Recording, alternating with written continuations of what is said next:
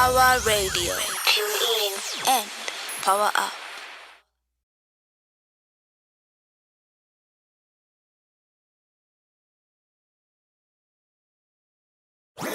Your kind of music, all day, all night, right here on your only station, Power Radio.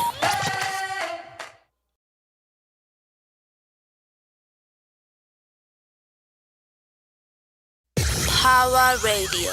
Tune in and power up.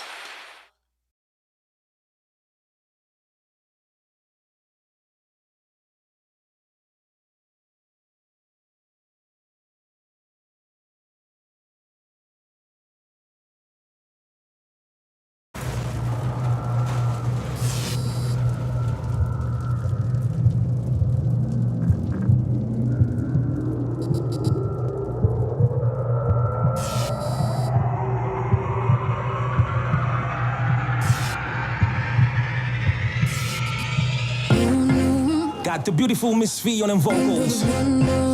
Calligraph Jones in the place. Grab it. Teamwork. Let's get it. From outer space, out of this world, we come in peace, tell your master all. We are taking over this place right now. But bring a crew, you can let them know. We in town, they should dress up for the show. We are bringing down this town tonight, oh. In an African party, we stomp our feet on the ground. We raise our hands in the air and say, hey, hey, hey. Luka, leo hatulali Joe. Asubuhi mpaka kesho Joe. Washanare mademu na machali tu. Usijali hali mpono juu. Luka, leo hatulali Joe. Asubuhi mpaka kesho Joe. Washanare mademu na machali tu. Usijali hali mikono juu. Fame, karibu. Fame, karibu. Imagine, hivyo ndo muingianga kwa klabu au jasikia tunakula life na adabu na masela sela. Wana hela umenijazka hiu mase hela ni jui basi tela ni king kaka king of Zamunda. Tuko ndani na tumedunga kaka clothing bado mtumba. Mina manager tuko tight anajua mini spend thrift. Meza drinks nimezipanga kama Tetris. In an African party, we stomp our feet on the ground. We raise our hands in the air and say, hey, hey, hey. Luka, leo hatulali Joe. Asubuhi mpaka kesho Joe. Washanare mademu na machali tu. Usijali hali mpono juu. Luka, leo hatulali Joe. Asubuhi mpaka kesho Joe. Washanare mademu na machali tu. Usijali hali mikono juu. Boo, check it, yo, I go like boom, boom, boom, boom. Mikono kwa hewa nikifika tu kwa boom, boom, boom, boom. As I be rolling when I be the cruise, so boom, boom, get out the way. I'm feeling like money today. I'm here to pour it up all over the club, I'm willing to pay, so that's how I plan to go and tap it.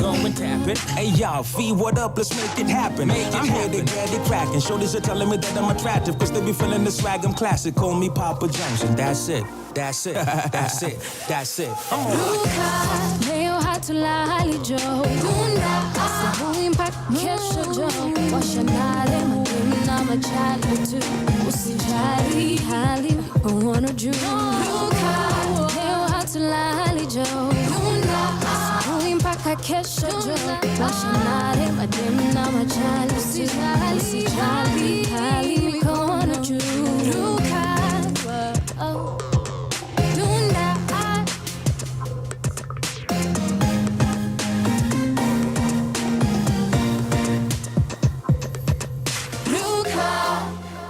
Power Radio. Tune in and power up.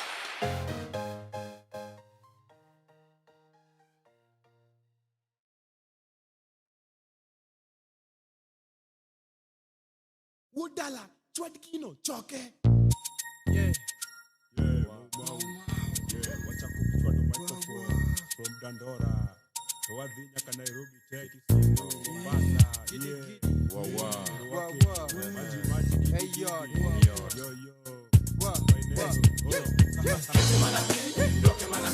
Timbadi malo, beungeo, kete manakin, doke manaka. Timbadi malo, beungeo, kete manakin, doke manaka. Timbadi malo, beungeo, kete manakin, doke manaka. Timbadi malo. Yes, sir. Ladies and gentlemen, Kigondu is in the house, center stage kama kawaida every Thursday. Najua kasa hiyo na try kula lunch kiasi yake. Well, guess what? You're plugging in and I'm here. Yes, today it's me, lunch na kumeza mate tu ama vipi. Yes, let's do this. Center stage is in the building. Today is going to be one special show. We have so many guests in the house. We had to extend the show, lakini leo ni siku ya kwanza of many more. I'm so excited to be here. Nimekata hiyo ngoma kwa zimenichocha. Nilikuwa natafuta ile song tu itanisaidia kuanza show. Kwa hivyo tuende kokote huko ting badimalo. Let's go. Yeah. Shout out Gidi Maji. Let's go. Ting badimalo, shout out. Towadhinya Nairobi, check it. Jibamba na hii song. Let's go. Hey, yo. Hey, ting. Twende. Hey. Timbadi malo, beungeo, kete manakin, doke manaka. Timbadi malo, beungeo, kete manakin, doke manaka. Timbadi malo, beungeo, kete manakin, doke manaka. Timbadi malo, beungeo. Timbadongi yani mielo pogore. Jomoko dombolo, benga ni manakanyo. Kabasele luna kidi, juli dunia mbaya. Anka mako magilunga niero rap man. Gidi maji, combination water kwan. Ngacha biwa chwado, ngane biwa koyo. Joka biwa rozo, kagibiro kanya chien. Tinga mara tatu, nyiri kano dojo. Nadi maridadi, kendoko doke boom. Terka max daddy, yawa milama nadi mome henka. Pile dogi nyiri okwa entertainka. Kosudoro ni wa mesko duka. This was a wero, a wood be wa wero. Toma ebe wangeso. Mago is a deck just to keep you busy. Toma kora wero ni. Eroa, kete manakin, doke manaka. Timbadi malo, beungeo, kete manakin, doke manaka. Timbadi malo, beungeo, kete manakin, doke manaka. Timbadi malo, beungeo, kete manakin, doke manaka.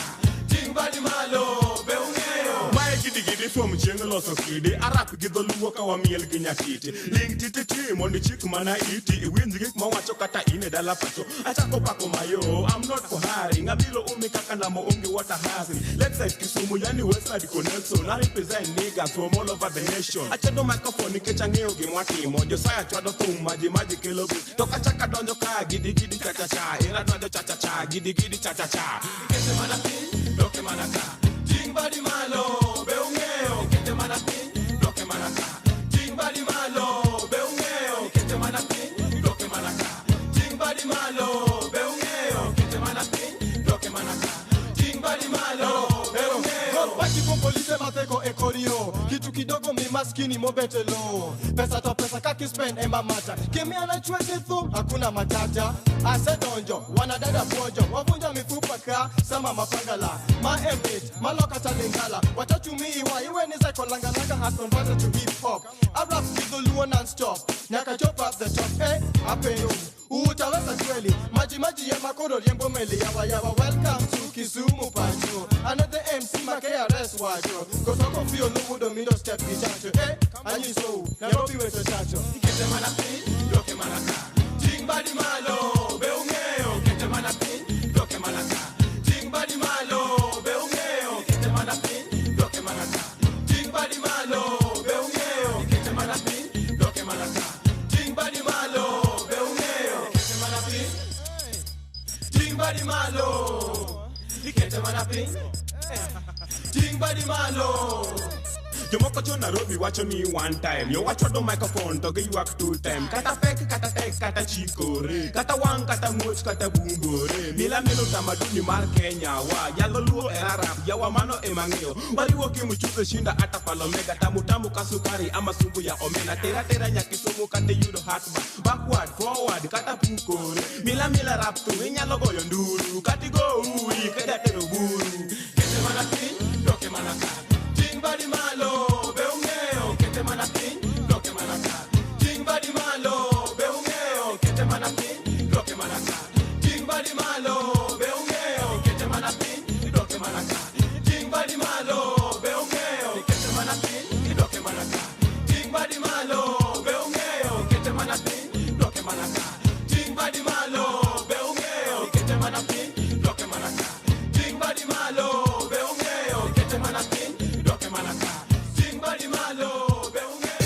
Power Radio.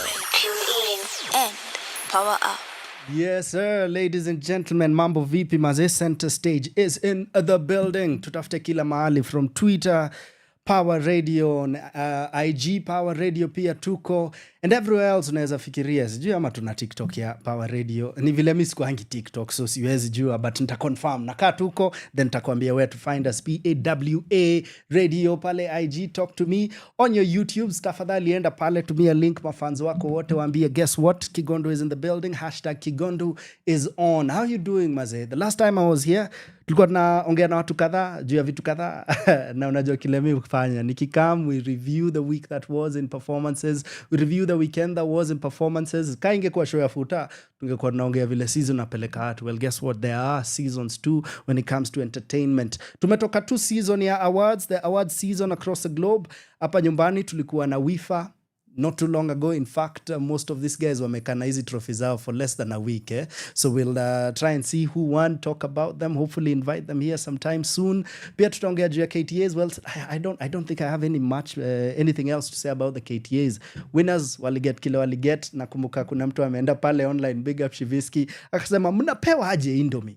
Unapewa aje Indomie? Hawaduina mzima. Well, guess what? Mimi nilikuwa KTN, nilitoka hapo na 100,000 kadhaa.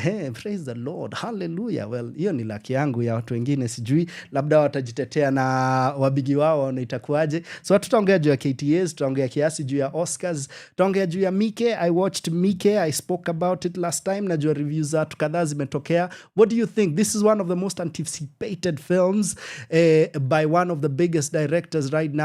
Na tumeiona watu wengi wako mixed reviews. I am curious what you think. Najua pia kuna movie kadhaa zinakam, nitakuwa nakuuliza, what is your most anticipated film for this particular year? Kama ni locally, tumeongea na watu kadhaa. Tulikuwa na Mike Lolipi over here telling us about the Yellow Dress. Well, guess what? A couple of other new series are coming. Some of them zishaingia pale Showmax. Sijui ama unaziwatch, sijui ama hata hiyo story unaikemba. Well, we are going to talk about all that and so much more. But guess what?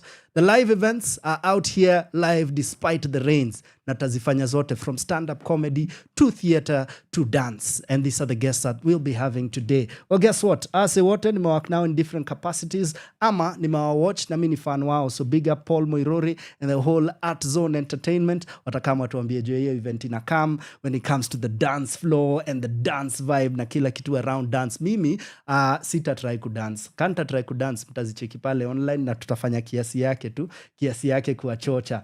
Well, big up Manu, big up Vigilance, Miss Vigilance Atieno. We'll also have Suki in the house. Na watakuwa natuambia juu ya the one-woman play that is coming this very weekend. Now, guess what? It's less than 48 hours from now because itakuwa this Friday night. Tiko umeshanunua ama you need to know more about this particular play? Well, I'll tell you about it. It will be at the Alliance Française by one phenomenal queen who happened to be the most recent chairperson of the KTA, which is the Kenya Theatre Awards under the Kit Fest Trust.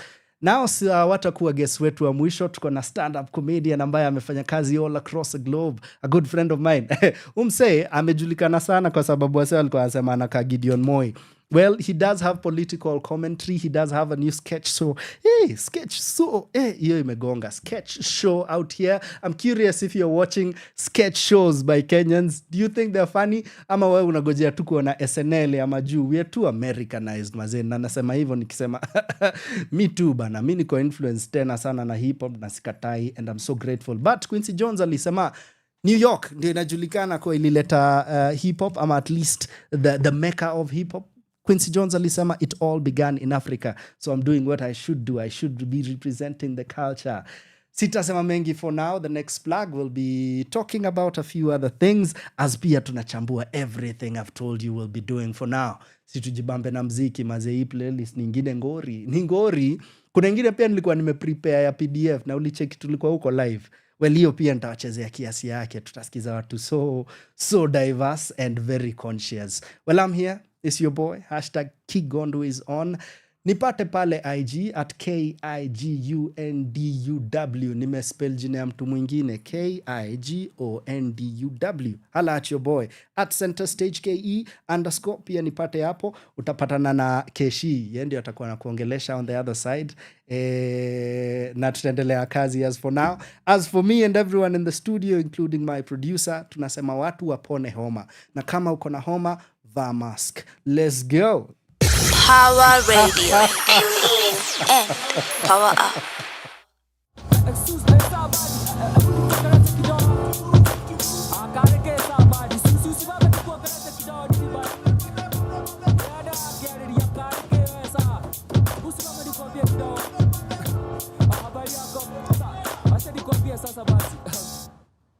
Hey Susvi, staki kukaa jizi, lakini hizi ofisi zimejificha kabisi na kuzuru na hizi kadi hivi nagopa wizi. Kwani story ni gani? Cheki story ni hivi, pale nyumbani tunacheza gasharete kadi ni shida serious reali, wakaniambia itabidi niende mama gina town nipate hii mande, lakini sijui ni gani hizi barabara zinafanana ka fruit salad vile zinanishaganya, na unajua ni aje si tu wanatasaidiana. Nyaje mzee amini sungut, kingpin wa mtaa, watu nijua kama compass, watali unita map, najua shimo zote lojo na mala uneza kaa, askari wa mamita, askari wa manispa, ndachukua ndoto unazo nizigeuze chapa. Aje hiyo ni sawa, lakini ni swali moja kwanza. Ukajua niko sure niamini, we niamini, we niamini tu. Sawa sawa sawa sawa sawa sawa, niko sure niamini, we niamini, we niamini tu. Sawa sawa.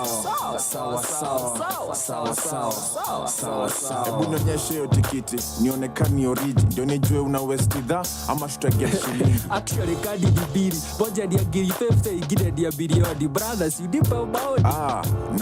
Nice. Kuna vitu unahitaji ndio why? Twende hoteli tubonge, utatumia ngwai, chai. Nasikia vile unadai lakini najua aje utafry alafu deep fry. Misi mwizi misi koni, na hii ndio thibitisho. Shikilia simu hido na yangu kitambulisho.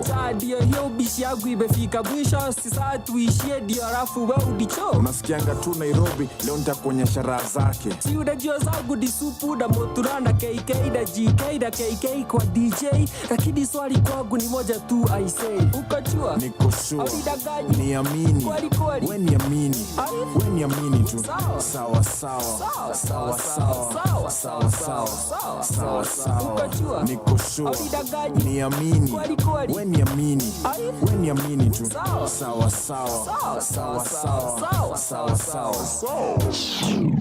Hey Rabi, tunajua na sabaga bugari butare kujua di kuambiwa. Ndio maana yake. Sasa ndio dishido vile sasa tumeka hapa hii boka yote. Tutaipata. Hii pesa tutaipata aje? Unahitaji CV, ID na birth cert ya mother. Since tunasaidiana, wacha nikupe hii mkwanja. Tumalizane hapa, juu hapo ofisi wani blanda. Ndio ukirudi Moshadha, utakuwa uko sawa. Aje Rabi. Badi saidia nikoza kutupa rada. Sijali. Si badi tutapatana kwa saa nyingine. Tuonane. Hadi wetu sana. Ukajua niko sure niamini, we niamini, we niamini tu. Sawa ukajua niko sure niamini, we niamini, we niamini tu. Sawa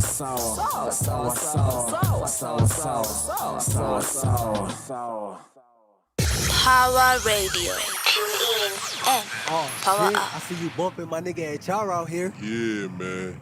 Frontin' like he doing something. Shit. Nigga know he ain't doing shit. But he out here with my nigga Scar. So? Yeah. What that mean, nigga? Okay. That don't mean shit. Must be that wrong Randy shit. Yeah, must be.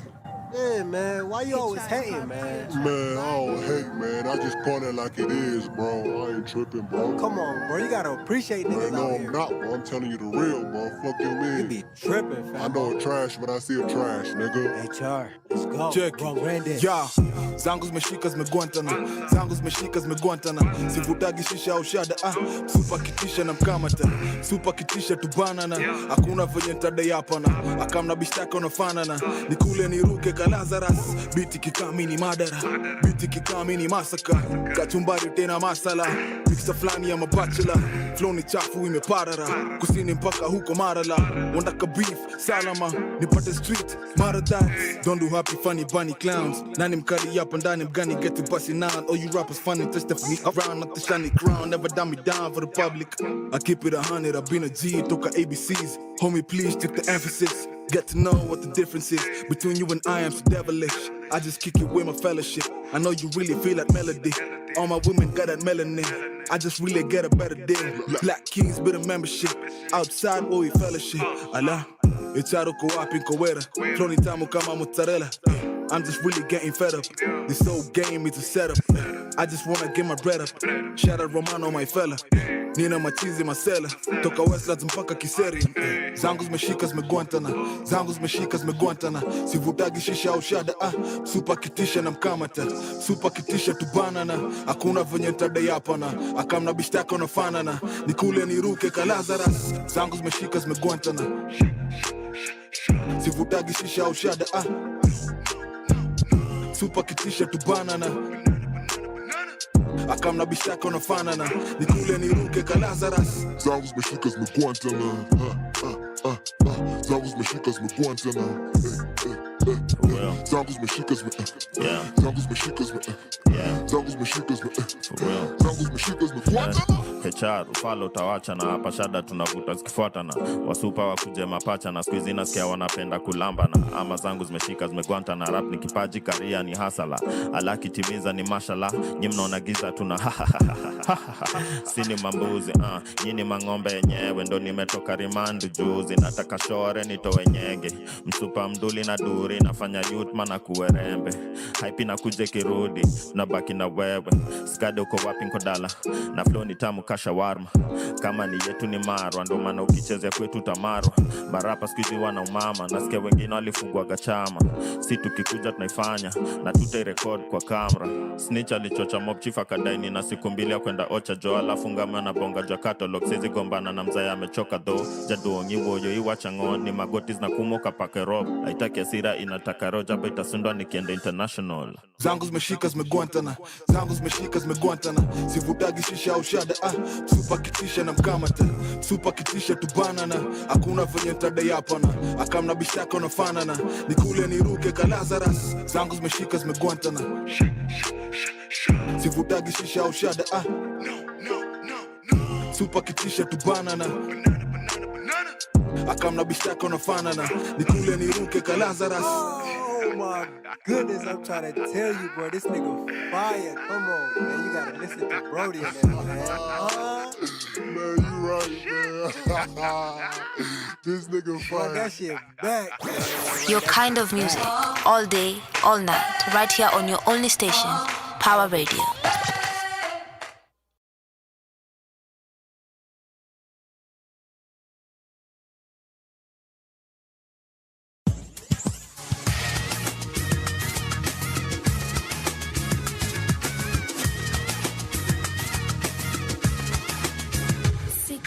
Nimetosheka na uongo, unieleze unakotoka, ufahamu thamani ya kitu, mpaka kikitoweka,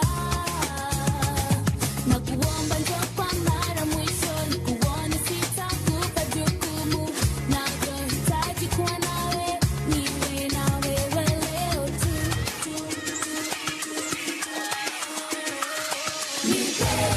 Usiku moja nawe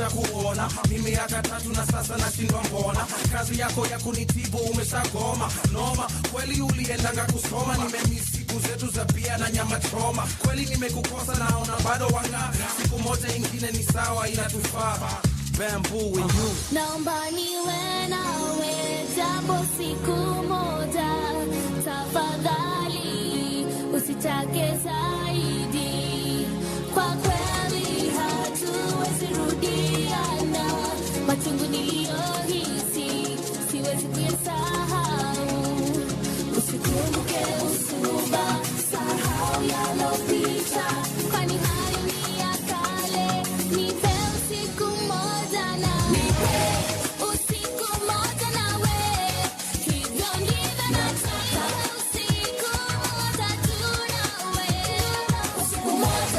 usiku moja nawe hivyo ndivyo nakuhisi zaidi hayatakuwa nipe usiku moja nawe hivyo ndivyo nataka kutwana kuhangaishwa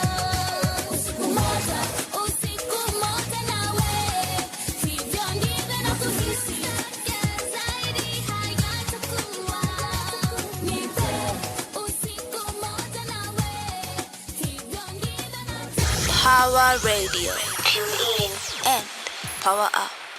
And welcome back, ladies and gentlemen. Well, guess what? Sahi at least nimeanza kutulia, nimeanza kufeel haya tuko ndani. Well, guess what? Kuna vitu kadhaa zinakam. My question every other time, and I'll be getting to the socials and we'll be talking, is what play are you watching? What film are you watching? What is the last thing that you've watched? And what do you feel about all these things? Let's see. Nilienda juzi pale, actually this very Saturday. Joyo story, we didn't talk about it that deeply. Nilienda kuwatch Mickey 17, and I played that trailer not too long ago, an episode or two ago. Na tulikuwa tunaongea juu ya how this is his weird name, Bonho, most anticipated film. Tangu afanye Parasite. Parasite, of course, ilikuwa a big film a couple of years back. And wakati wa COVID, watu walimanch tena sana. Akasema, this is one of the greatest filmmakers of our time, if not one of the greatest films in recent history. Well, his most anticipated film is getting mixed reviews. Some are saying it is his best English work. Some are saying it is definitely not as good as Parasite, but you know the cast. The cast is when you have a big project, every other project chakuanga ina comparewa to hiyo. So I went Sato maze nilikuwa na homa ingine nilipewa na some culprits in the studio. Na for a whole week hivi nimeshinda tu bed bana, just sweating it out, sweating bricks out here. So Saturday nikaamua, you know what, sitakaa kwa hao. Around 10 nikabook movie 10 ya usiku. So nikatoka house saa 2 nikaingia hapo Garden City, miwanda Garden City na tukaketi maze. Sci-fi.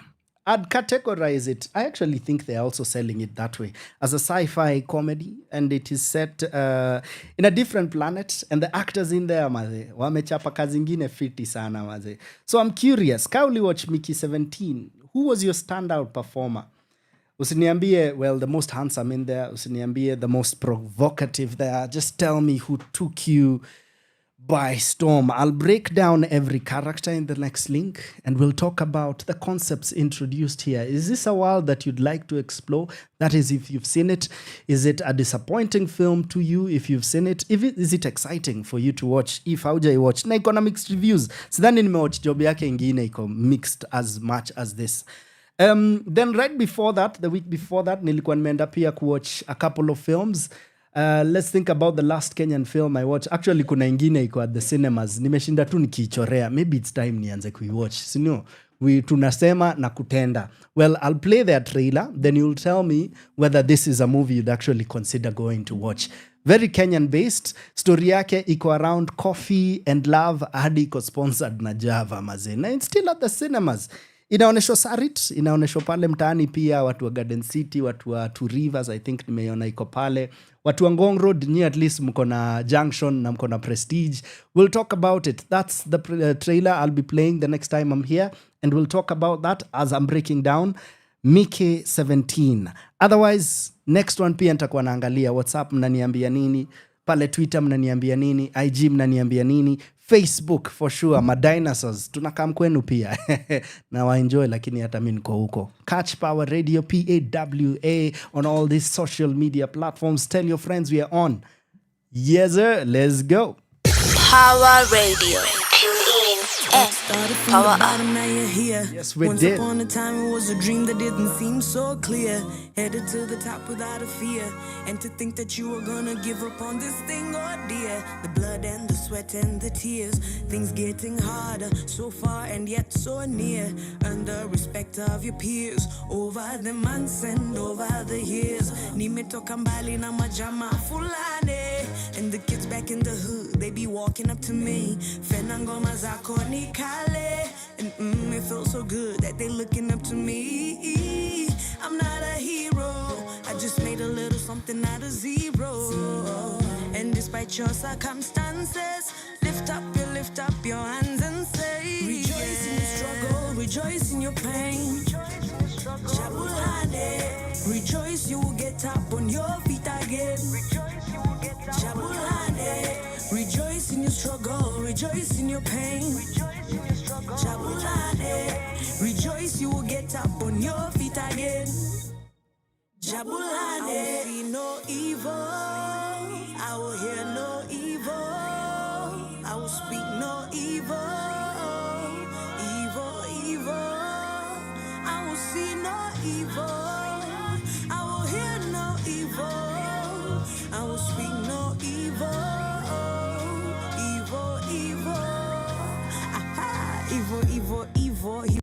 evil. Yeah, I do it for my fam, I do it for my people. Yeah, your life was never easy, life was never simple. But now you're flying high, kinda like an eagle. Oh, we in the lead, let the rest of them follow. And better we do the best and let God. Oh, calm your spirit when you're under the test. Put you under his wings, may he guide and protect. So rejoice in your struggle, rejoice in your pain.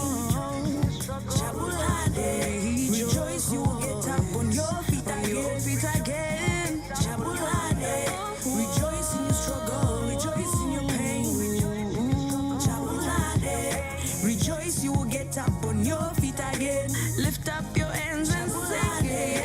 Rejoice in your struggle, rejoice in your pain. Jabulane, rejoice in your pain. You will get up on your feet again. Rejoice in your struggle, rejoice in your pain. And you will rejoice, and we will rejoice. Rejoice, you will get up on your feet again. Ooh, na. Mama, rejoice. Lift up your voice.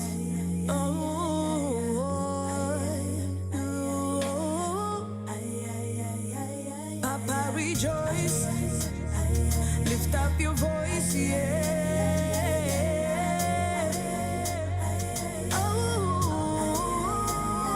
Africa, rejoice. Lift up your voice. Africa, rejoice. Lift up your voice. My people, rejoice. And lift up your voice, yeah. Jabulane. Rejoice in your struggle, rejoice in your pain. Jabulane. Rejoice, you will get up on your feet again. Jabulane. Rejoice in your struggle, rejoice in your pain. Jabulane. Rejoice, you will get up on your feet again. Jabulane. Rejoice in your struggle, rejoice in your pain. Jabulane. Rejoice, you will get up on your feet again. Jabulane. Rejoice in your struggle, rejoice in your pain. Jabulane. Rejoice, you will get up on your feet again. Jabulane. Your kind of music, all day, all night, right here on your only station, Power Radio. Yameja moyoni, leo mimi nataka toa. Yameja moyoni, wengi walisema wasitoweza. Wengi walisema wasitoweza. Leo niko jukwani, wamesema wamechoka.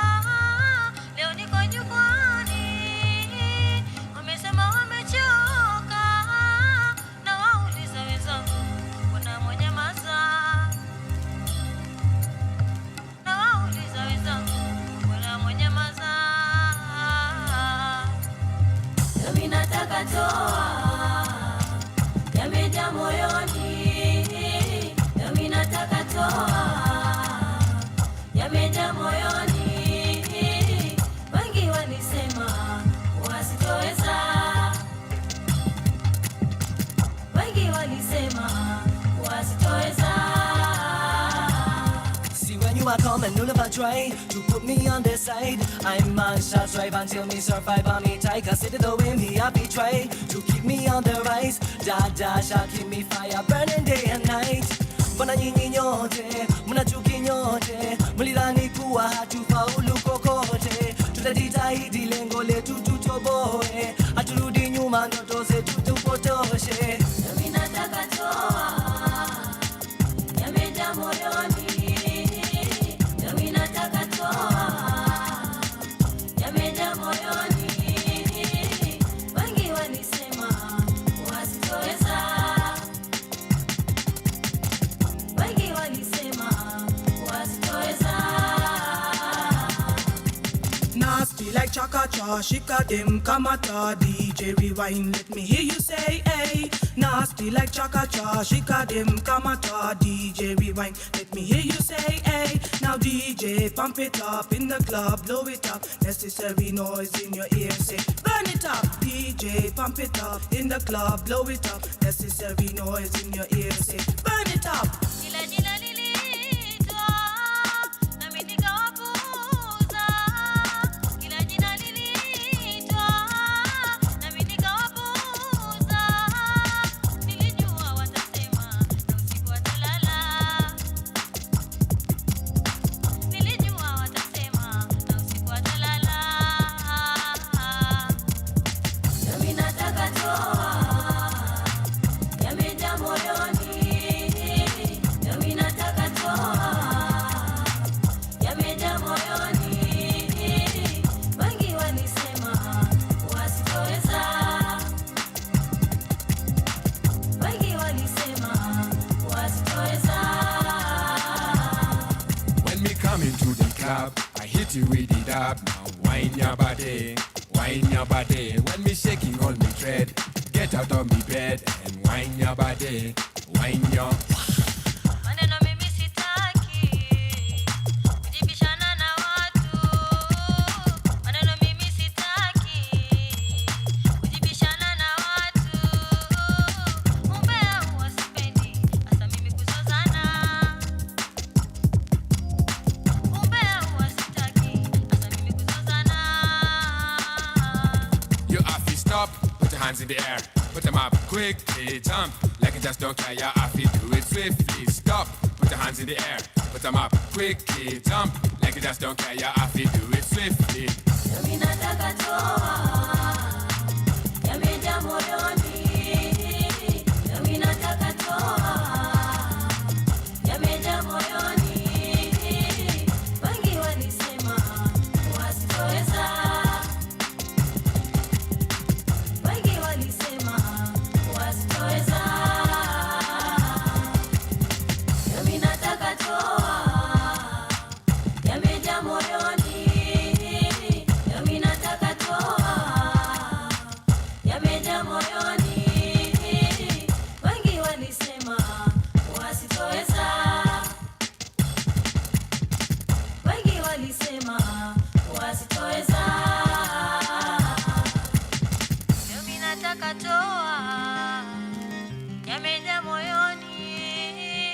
Leo mimi nataka toa, yamejaa moyoni. Wengi walisema wasitoweza, wengi walisema wasitoweza. Leo niko jukwani, wamesema wamechoka. Leo niko jukwani, wamesema wamechoka. Na wauliza wenzangu, Your kind of music, all day, all night, right here on your only station, Power Radio. Dare you tell me the last time you listened to Nyota Ndogo maze? Hiyo song ulisikia lini mwisho maze? Hata kuna watu wengine nice, thank you. Haki nilichenjiwa.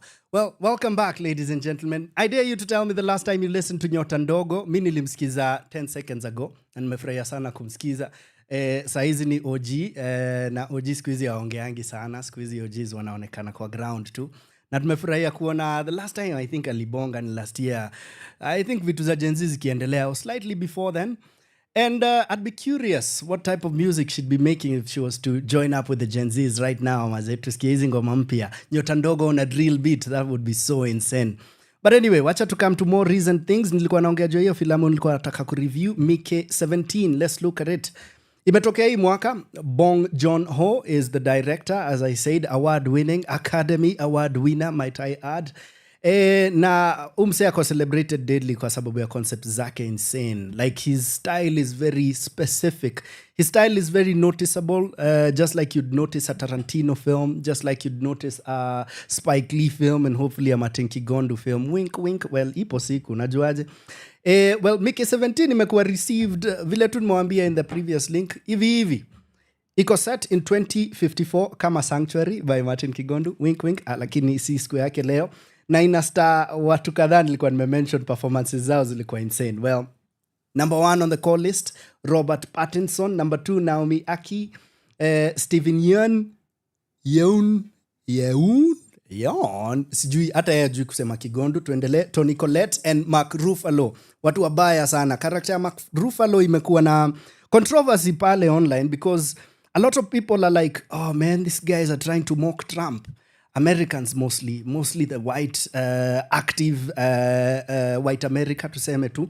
And director ako, you know what, I made this film before Trump was president. I don't know how walikuwa anticipate, but either way, Mark Ruffalo anasema how weird it is for him to play a buffoon of a leader, a dictator of a leader, na very standout choices. Na weirdly, life imekam open up kuwa hivyo because everything you're seeing the American leadership do now kotuza, what is going on maze? Did you even, lakini si siku ya politics, but tuko pa 254 so tunaweza bonga politics, but si hiyo siku. But ikikam performances nitasema for me, his was the most standout for me maze. He really took the film. Toni Collette, OG pia, she's very phenomenal, a celebrated actress vile utapenda. Na alifanya performance ingine fiti sana. I would say her performance ikikam kwa categorizing itakuwa supporting female, supporting character. And in this case, ana stand out a lot because character ya Ruffalo aisimami bila yeye ni ka sort of first lady in this case. But clearly yendi anacheza na hizo strings. Na ata the choices she makes out there as a performer niko, I'm curious how much the director alikuwa amechora hii picha because ase waliingia na audacity ingine huko. Was it always planned ama wali discover hizo performances as it went? My second favorite performance I have to say was by Naomi Aki. She is British, I just learned. Unajua siku hizi hata ukiona ma blacks tu kwa kani actor mnoma sana. Kasim Kenya basi ni Brito. Well, reviews zake out there zimekuwa fiti sana. She's done a couple of other projects and I'm super proud of her hata Kasim Jui because she stood out. Unaweza tell uni mtu utakam kuwatch so many times going forward, especially now that tuna wawili watatu wasidhani watafika watano including the Lupitas ambao utasema it's the new generation of black female leads, so it's good to see that kuna upi anakam tena sana. And big up the lead of the film, Robert Pattinson. Nitasema he was a credible choice. Would I see other people playing the role? Yes, the answer is yes. They definitely make other choices. Was it smart of them to choose him? I would say yes. He definitely has the following. He definitely has the look for it. And even when it comes to performances, Ali play 1, 2, 3, at least 2 different roles in there. And I would say, sure, tuko ndani. Hiyo ni side ya performances. Side ya cinematography, walienda na concepts fiti sana. Ni hiyo world wali build. 2054, politics zimenoga, wakaamua, you know what, we are living this world, wakaingia rocket, wakaenda ni kitu Elon Musk ana try kudu sahi.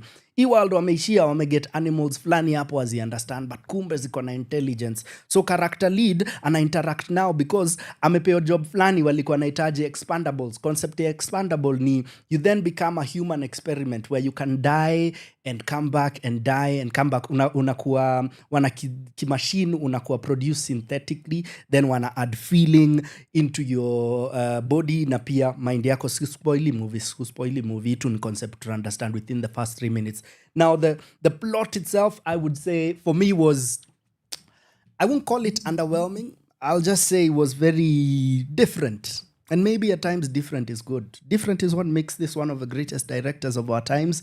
Is it mine for now? Nitasema, I'll give it a while. Wacha nipatie a while. Wacha nione ama nikiwatch September nita feel different about it. Because that's the thing about music. That's the thing about art. That's the thing even about paintings. Kuna time utaget painting na uangalia uko, I'm not sure how I feel about this. But the longer you sit with it, the more you come to enjoy it and appreciate it. And I feel this is strongly one of those. So saizi mi hata sitaipatia out of 10 ama out of 5 thing. Kwa sababu I also feel weird about doing that to art. Nitasema this is one to sit on. And don't go in looking for too much. Just go in to get entertained, and hopefully you'll get a lot. And the other way around, if you do go in now feel slightly underwhelmed, usikasirikia, just take a while, sit on it for a minute. I'm sure even the watu walifeel The Matrix. Saizi The Matrix ni classic all this many years later, yet vile waliwatch the first time walikuwa hii concept ni different. Well, I'm super proud of the people behind this one, and I can't wait for every other project that they'll be doing. Mimi nakuuliza, ukiwa na do utaenda? Na mimi nakujibu na kuambia enda watch. Pale Prestige wako nayo inaendelea, and every other cinema around. Mimi nimesema watu wa Thika Road kama kawaida tunaingianga hapo to Garden City. Ukiwa na Kathao, ukiwa na Sosaba unaingia. Kama umekauka enda Monday. Mimi huenda Monday na amkia na watch movie na Punch. Unaulizwa utakunywa maji? Uko hapana. Nimekunywa maji home. That's the only way to grow the industry. So ladies and gentlemen, in the next link I'll be coming to talk about dance and everything around what is going to be happening in the next couple of weekends. Na wako kwa studio ndani, frame yangu ni that big. I'm sure unaona kasi that big. Well, guess what? You'll be getting to meet the celebrities in the building. For now, situjibambe na mziki. Let's go. Power Radio. Tune in and Yeah, man. You know what this? Davis. I'm getting a job in the government is 24 August. Straight out of my your kind of music, all day, all night, right here on your only station, Power Radio. Fantastic, ladies and gentlemen. Vidole, niko na story ingine tamu sana ya umse. But staipeana yetu yote leo. Kile nitasema, vile hii song ilitoka, mimi ni mse wa Kaa West. Lazima tu represent mtaani. Well, niko mbali siku hizi kidogo, but bado mimi mse wa Kaa West. Hii ngoma vile ilitoka, ase walikuwa feature, Dauma dancers. Kumbuki hata vile walikuwa wajiita. Walikuwa wase wa mtaani. Toka hii song itoke, walikuwa maseleb mbaya sana bana. Mtaani kulikuwa na church 3 zilikuwa zinasumbua, actually 2, Bapo na PCA, na walikuwa na crew zingine mbaya, Igniters, na wengine walikuwa naitwaje sikumbuki, walikuwa naitwa Saints. Ulikuwa haki guest wangu maze atatuanzishia hiyo story bana. And I'm telling you maze, mtaani maze madancers walikuwa wametambulika design nyingine noma. The only other guys ambao walitoka mtaani waka around the same season actually ilikuwa Chris Mbaba na the other guy umse mwingine mtoli yoitwaje. I'll look for his song and I'll play it. The two of them have always been together. Na kumbuka pale Katho, mimi nilikuwa Katho, tukiorganize concerts tulikuwa tunawaita, alafu na get like gig yenu waishiki kama na either Igniters ama hiyo click ingine mazee. Walikuwa wabaya. Siku hizi dance mtaani tumeachia watu wa Kigosho. Mazee ni juu siku hizi hapo mtaani hapo kwa market. Nani? Wako Rino ushikisha story mbaya. Juu story. In the next 30 minutes I'm playing you one of those songs. Hata kani Jemaima wa Thiongo. Mbona inaitwa Jemaima wa Thiongo. Ama ngoma fulani ama ya Aaron alikuwa anaitwaje? Nitatafuta hiyo song tuicheze saa hizi tu. Otherwise ladies and gentlemen, wacha tuweke hiyo story yangu kando. Saizi watachape hizo riba za dance. I have dancers in the studio and not just your ordinary dancers. Hawa ni dancers wanahitaji kuvalishwa taji kwa sababu wako na event inakam inaitwa Haji. Mimi ni mbaya. Thank you. Ladies and gentlemen, we have my brother Paul and my brother Manu in the building. Wacha tusikia watatuambia riba gani because they are about to tell you what's going down. Paul, karibu sana kwenye studio. Nashukuru. Good to have you with us, maze. Karibia kiasi yake. Uko aje maze? Niko fiti. Nashukuru sana niko hapa leo. In fact kwanza leo nimekuona in a new light. Oh yeah? Sijai kuona kama presenter. Bro. Mimi nakujua tu kwa stage, kwa jukwaa. Manzuki to entertain pale mambo za acting. Yes sir. But I have seen the new Kigondu today. Asante sana mazee. Watambue na wazidishe hiyo story bana. Mtupatie hizi job hata zaidi, si ndio? Mmesikia? Asante sana Pau. Yep. Good. Pole. Na try kumultitask kiasi yake. Haina ile. Well, I'm in here. Manu, tuambie jina lako na pia a bit about what you do. Jina ni Joseph Mutuku. Hiyo ndio jina za national ID. Joseph Mutuku. But sasa Manu natumianga kama stage name ya usanii. Interesting. How did that come about though? Manu ni nickname ndio nilipata tu ena mabeste hata. Walinipatia tu hiyo nickname na ikastick. Okay. Haina story yote like labda hata ina story. Nikuja tu hivyo kigafla. Ikastick. It is well. Haya basi Manu. Good to have you here with us. Unaweza kumbuka the first time ulikutana na Pau? The first time nilipatana na Pau, it was in 2015. I was in a different crew, ilikuwa inaitwa Le Afrique. Tukifanya hapo masakata kidogo hiyo season. So tulimeet na Pau in TUK, a Technical University of Kenya. Hapo ndio tulikuwa tunapiganga tizi. Nilikuwa tu kwa crew but hatukuwa professional. Tulikuwa tu ni ile tu tunabambanya hapo kidogo pale. Ndio nikameetingi Pau alikuwa na crew fulani ilikuwa inaitwa Lexani. So Paul alikuwa amekuja kuwa train. In the process nikamuona na like style zake ni different, alikuwa mtofauti sana. Ungeona technique zake ni za msee amekaa kwa industry. Na kuna skill nyingine noma sana. Hapo sawa man. Hapo nikakuwa interested. Pole nikaanza kuja kwa session zake. Na hivyo ndio ikakuwa. Hapo sawa. Unaweza sema alikuspot ama wewe ndio ulikuwa eniaje? Naweza come through ama alikuwa tu wewe ni mbaya come. Okay. Firstly, nilikuwa interested me on my part. Na after tumeanza kuwork naye mashughuli pia akakuwa zile za huyu boy akona potential. Akanipoach kutaka kwa hiyo crew Le Afrique. Sasa tukaingia sasa kwa hiyo art zone sasa. Hapo sawa mazee. And you're now art zone mbaya sana. Huko mnakula domba si maisha mabaya. Mimi nakwambia nikisikia testimony ya maboyo wako atakuwa mazee. Kabla yani tuangie art zone yani. Sasa look at you mtu wangu. You're doing good. Si ndio? Nashukuru. Bless up mazee. Pau. Tunaweza sema sporting talent is one of your talents ama? Tunaweza sema hivyo. Is it a conscious choice you make going out there and going I guess nahitaji next generation constantly ama tu ni as long as talent imekubamba uko let's go ama you intentionally looking for them? I wouldn't say that it's something that I do intentionally. Naweza sema inakuwa coincidence. Because there are places where you go not looking but you find. For example, like Manu vile amesema tu hapa. So when I started training, it was not just Lexani. And in fact, let me just give you a bit of a context for what happened then. I had just left Safari Park because I used to work with the Safari Cats. Na nilikuwa nimekuwa that place for straight 8 years with the Safari Cats.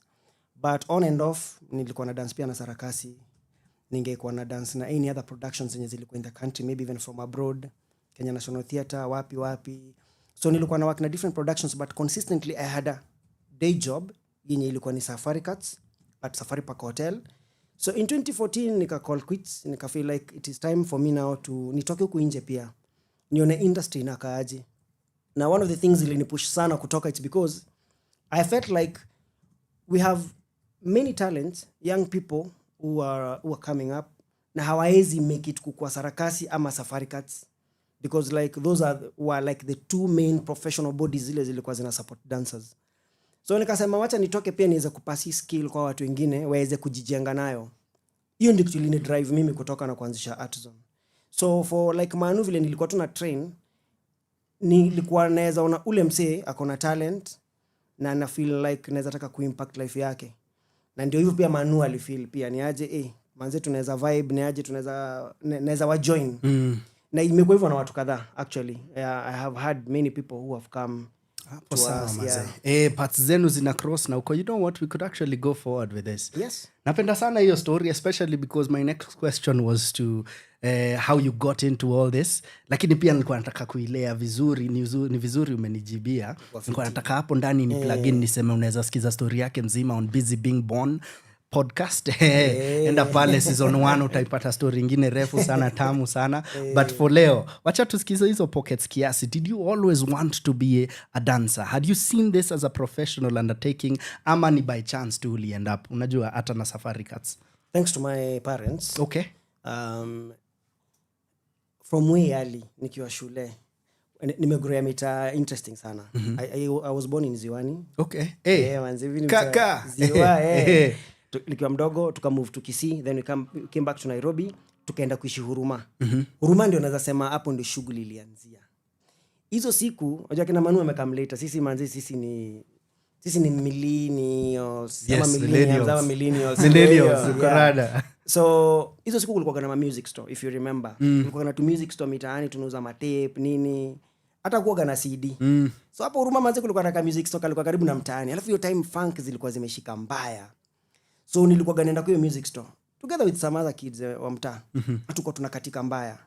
Hata tuko na ma TV. Hizo zile ziko mlikuwa out of 10 mtu mmoja ndio wako na TV kwao. Mnaenda mna watch kidogo. Mnaona sijui zile akina sijui rare words sijui nani. Hizo siku. Oh man, look at that. Siku za competition. Hao ndio watu walikuwa na inspire. So nilianza kudance mtaani kuto to music store. Na hiyo kitu manze nika compassionate about that thing. Okay. Tuka move tukakuja tukaenda Zima. Actually nimegrow pia Zima sana. Na nikaanzia pale Deliverance Church Kasarani. Nitago Deliverance Church Kasarani but iko Zima man. Hapo ndo nilianza kama nilianzia talent yangu poa. Okay. Zile ku dance church. Na like vile mention about hizo cruising za churches. Most of us began in churches. So hiyo wakati nikidance, nikirudi mtaani nikiambia maparo, walikuwa very happy. Walikuwa very happy na walikuwa wanani support sana. I will do well in school but talanta pia wazazi walikuwa wanani support. Hivyo nikaenda nikamaliza shule kidogo, ghafla binvu nikasikia Safari Cats kulikuwa na intake. Jamaa fulani ndio aliniambia ni aje nilikuwa no kidance chat, hizo vitu unafanya naweza kupeleka mahali. Big up to Nzimi Masila. He's an acrobat but hata there was a time alikuwa ana dance with the Safari Cats. Yeye ndio aliniambia kijana, kuna mahali nilikuwa before naweza kupeleka zile vitu niliona unafanya. And that's how I began my journey. Na wazazi wakanisupport, wakaniambia if that's what you want to do then you go ahead. Ukaingia ndani and Safari Cats was your daily bread for a couple of years. And thanks to Joseph Odhiambo, then alikuwa the captain. Kulikuwa na mdosi alikuwa juu yake, alikuwa anaitwa Mike Muridhi. Joseph ile nilienda nika auditioniwa, alinispotting. I remember the first words that came out of his mouth, aliniambia wewe kijana lazima nikuchukue. So unaweza sema yani Joseph ndio aliopen that door. He's still in yes, I ndio the choreographer, resident choreographer at Safari Park Hotel with the Safari Cats. Yeye ndio anasema kama alionifungulia mlango yenye niliweza manze kuwalk until today. Hapo sawa maze. I like that you're bigging up all these people across your path maze. We should, as we should bana. As we should. Mimi nimeenda award show the other day na kila mtu I'd like to thank me. And I think it's funny but pia niko I don't think it's as deep as that. I think the deepest of the journeys ni zile msee acknowledge watu wametembea naye. I agree. Nilikuwa na something actually jana mtu akisema Captain America sasa akisema success in this day and age, yes uta work hard. Na kitambo ulikuwa unaambiwa work hard ndio get success. Sasa hizi si working hard pekee. Success is almost given to you. Ni juu lazima msee mwingine aseme wewe ni mbaya. We stand on the shoulders of others. Exactly. Na appreciate sana hiyo story. Na umemention sakata kiasi. Manu nataka tuongejwe hiyo idea yote ya competitions na tuone ama yenyewe zinasaidia na pia kule zilienda unazihata pia na vitu kama hizo si ndio? So let's talk about your experience around Sakata, even if ilikuwa tuka toka nje na ama una feel ina importance yake kwa community ya dance? Yeah. For me nasema karibia kiasi. Sakata. Sakata was good because during that period crew mingi do sana zilijiform juu ya ido na juu pia hiyo competition ilikuwa tu inapatia mse adrenaline fulani. So unapata alafu jo crew mingi also hiyo time ulikuwa unapata hadi mtakesha. So bado ilikuwa inaongeza bidii sana. Unapata mtave kujituma juu pale naye crew ilikuwa ni mzito na juu mnataka ile pesa unapata manze lazima tu mjitume. So yeah, Sakata ili support wase kuweza pia kujijua. Wase waliweza ku learn new styles in dance industry. Yeah, na pia ili make wase wakakuwa together. Especially after ilikuja sasa ikakuwa ni East Africa hata sio Kenya peke yake. So leo ilikuja involve the Tanzanians, the Ugandans. So Sakata ili support wase sana. Then after iliisha all of a sudden crew mingi ndio sana zilivunjika. Sasa hizo Kenya crew zimebaki naweza kwambia ni kidogo sana. Hata siwezi kumention ya kajo 3 zenye najua zilikuwa hizo days zenye hadi still size zina operate. A very few crew ndo zimebakia. Interesting because it feels like ilikuwa dangling carrot ya kuwapatia energy ya keep going maze. Paul, why do you think hizo crew zote saizi haziko anymore? One of the things and this is something that I keep telling the crews that are forming. You need to understand your market. You see, for Sakata, basically this was about competition. But now, ukithink professionally, hakuna mtu anataka kucompete in the marketplace, and especially since corporate ndio anatupatia kazi. So the kind of product tulikuwa tunaona with Sakata, it was good for that competition. But beyond the competition, una need to understand your audience. Because mostly, look, either you are performing at a gig where it's a corporate gig, maybe they're launching something, or it is a hotel, they have a function, guys are having dinner and stuff. So that caliber of people, they don't have the time for the competition kind of an act. So nimekuwa nikiambia watu sana manze, fanyini research vile inafaa. Get kujua ni nani unaperformia. Unajua hata ukiangalia kama Sakata, mostly it was about zile ngoma popular, zile mtaani ndio watu wanasikiza. Ukisikiza vile walikuwa wana mix, tulikuwa tunazita mix zile mix zinatumika for the performances. Bomi imelipuka hapa, makasi imekata hapa nini. Iko busy, unajua? Chupa hapo imevunjika nini. Unajua? It was nice for the competition. But you imagine Martin Kigondu, the celebrity that you know. Amekaa manze pale na kupatia award yake. Unajua? Asikia tu mabomu. Amepiga taxi do. Una time ya bomb manze. Hauna time ya bomb. Manze unataka kitu inapelekana na the mood of the event. Na ndio nasema one tuna big up all the crews zile zilikuwa part of that competition, plus many other competitions zile hata tujiongelelea hapa. It was not just Sakata. Leo kulikuwa na katika can you dance. Tukigrow up kulikuwa na Dancomania. Kulikuwa na Dancomania. Zimekuwa mingi zimemold watu wengi. But what we need to understand as dancers, as creatives, you need to think beyond the competition. Understand your market for longevity. Because una need to understand where the monies are coming from, and uweze coexist na uendelee na uzidi, then inamaanisha pia lazima uchange product yako. I really like that. It's bigger than the competition. It is bigger than the competition. It is bigger than the competition. Vision yako lazima ikuwe next level. Well, guess what? Hapa on the side tu nimeandika building a career in dance. Alafu nikaandika workshop. Niko na challenge bro wangu hapa anze kusetia workshop already. Kwa sababu tutakam hata si wale tunajishuku na hii career dancing, mi mwenyewe you never know, nitaenda hiyo workshop bro. Mimi nakuchallenge, fanya hiyo workshop. Tunafanya, si ndio? Yes, let's go for it ladies and gentlemen. Tunakam the next link, tuambie kile unahitaji kwenda, because kuna kitu inakam na unaipika vifiti sana. Art Zone Entertainment, check them out on the socials. Tutaambia ni wapi. For now, search Art Zone Entertainment on Facebook, Art Zone Events and Entertainment. Pia on Instagram Art Zone Events and Entertainment. Yes, watafute sahi so that the next link wanze kutuambia kuna hii particular show nimerealize nilienda na hao ndio walikuwa. As for now, situjibambe na mziki. Let's go. Power Radio, tune in and power up. Kenya inchi yangu, Kenya inchi yangu iliyo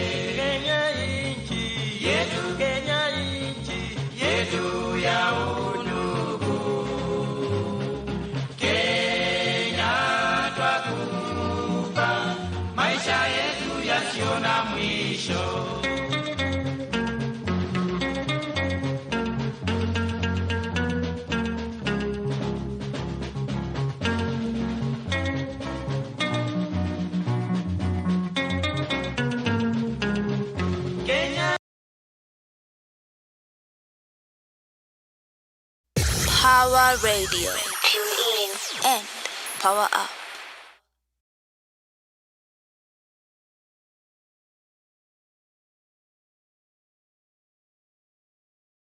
Wimbo wa historia, watu wote mnaombwa msikize kwa makini. Ilikuwa Oktoba 52, watu wote tulisikia. But here I am, ladies and gentlemen. I am just a human being like yourself. Uta feel so sorry kisikia history juu history sio history, walame waligeuza gabana history na si story. Chulo day, tomboya, tom lawyer, court goer, tom soldier, intellects, my fighter, tom scholar, top scorer, tom leader, tom konya, cause these new niggas can't lead us. All my heroes die young, made me so afraid. They could die young. Is that what they say? Them bona how they wanna act like they really sane. Yes, man. And then ule boy me to African giant, Shaquille O'Neal nigga, Black Power, Black Panther. This type we say strong, we don't kneel nigga. Colony wali chukwa shamba and they kill niggas. They put us in black on black, now we kill niggas.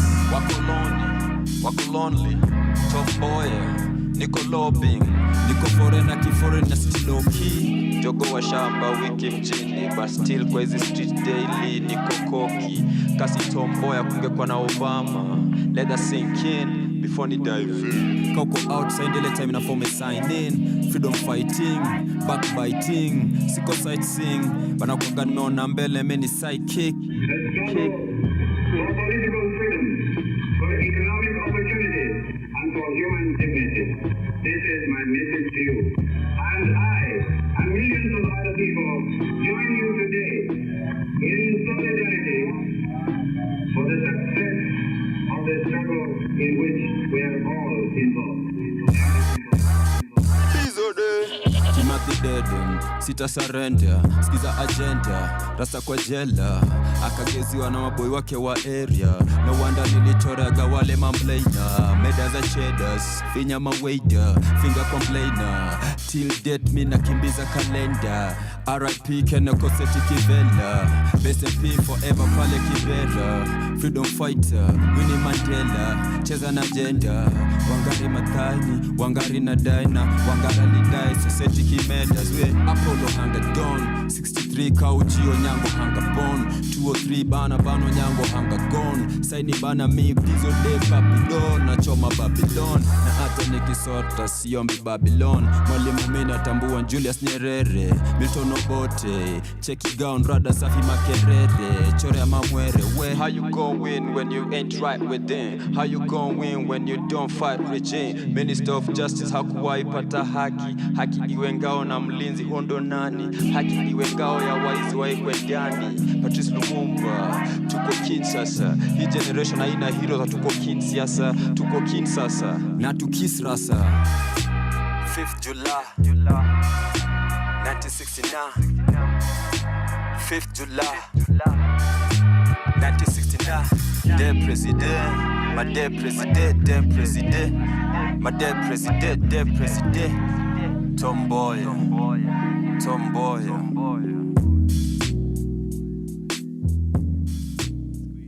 Yes, sir, ladies and gentlemen, you know where we are. Wacha niwakumbushe tuko wapi? Power Radio.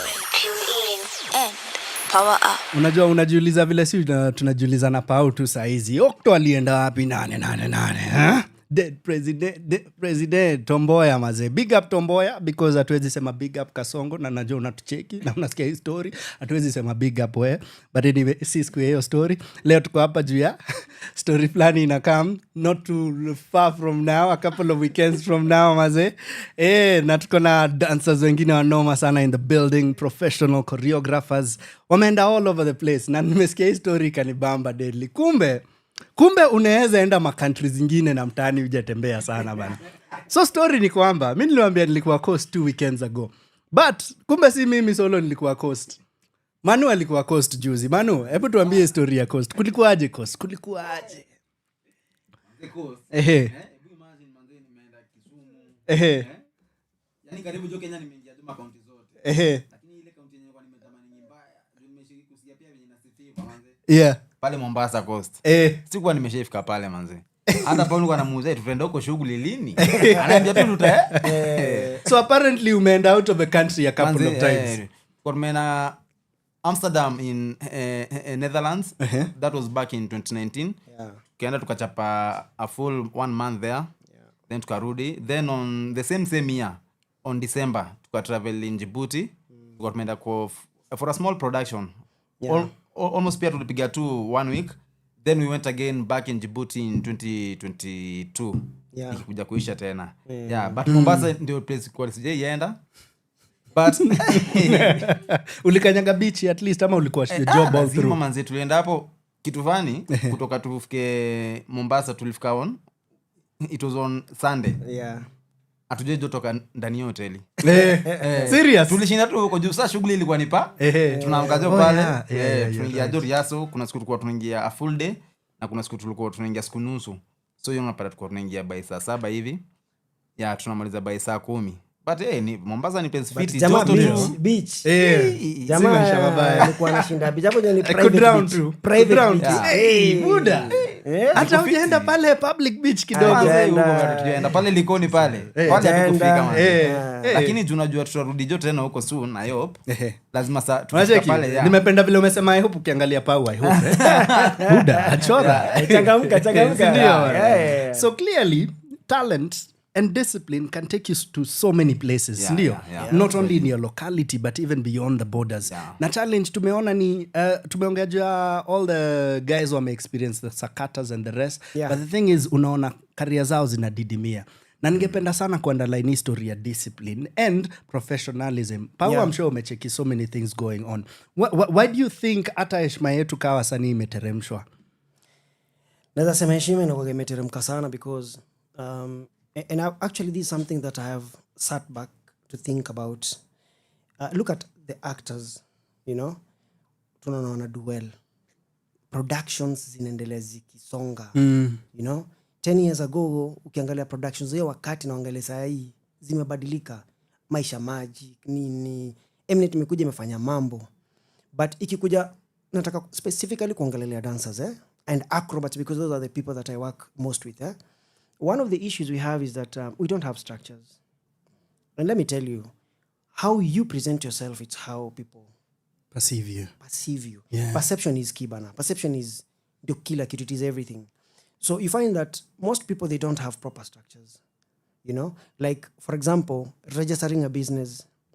Now, I make sure that business in a look. Angalia kama saitu kwa Power Radio. Atangalia the branding. Inakaa poa, ukiingia hapo una feel poa. Wasanii wengi hizo ndio vitu tuangalie. How you take time to dress yourself, because you're going somewhere important. It is the same way. Take time to dress your business. We think talent is not business. Talent is business. We Kigondu tumewaka na wewe before. Mimi nimeona vile una work, umecheki vile mimi na work. And you call me because unasemanga jamaa anaweza deliver because kulingana vile. So branding, hiyo ndio the major issue kwanza sisi kama build proper structure, because now when you go for a meeting, for example, let's say there's a corporate company here, they want to give you a gig. Let's say they want to do a launch. You go for that meeting. You go for that meeting. Even the lingo, the language in these boardrooms ina matter sana. Mimi nasema wasa take time kuji-educate, Alafu pia specialization ni very important. For example, like us, we have someone who does our administrative work.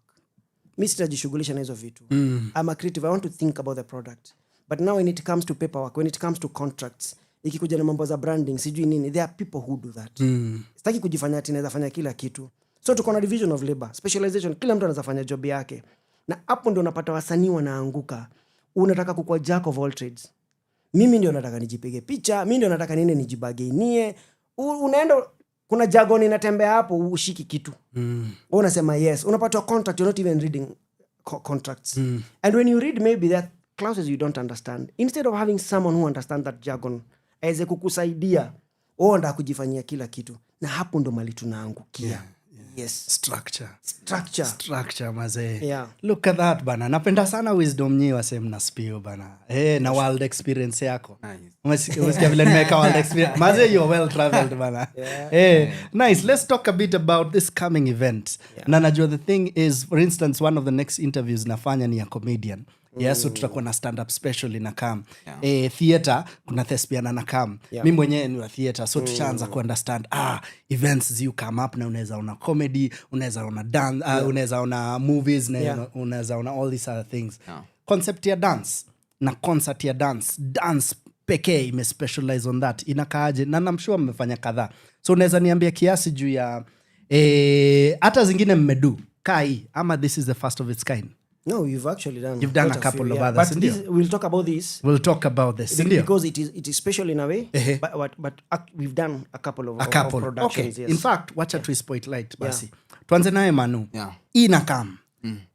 What would you say is the most different thing about this as compared to every other gig you've done as Art Zone Entertainment? For this one, I'll say kwanza tumekuwa for a long na ni discussion imekuwa kihappen.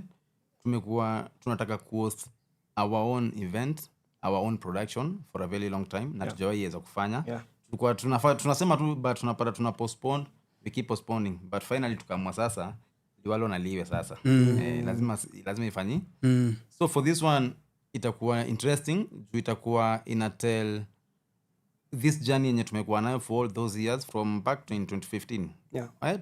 Ni 10 years hiyo ni a decade. It's a very long time. So itakuwa tell the story on personal level, journey kila mtu amekuwa nayo. Life yake na growth pia yenye amekuwa nayo through the process. Na itakuwa also tell story now as a group. Journey yenye tumekuwa nayo. And I think itakuwa a very interesting picture.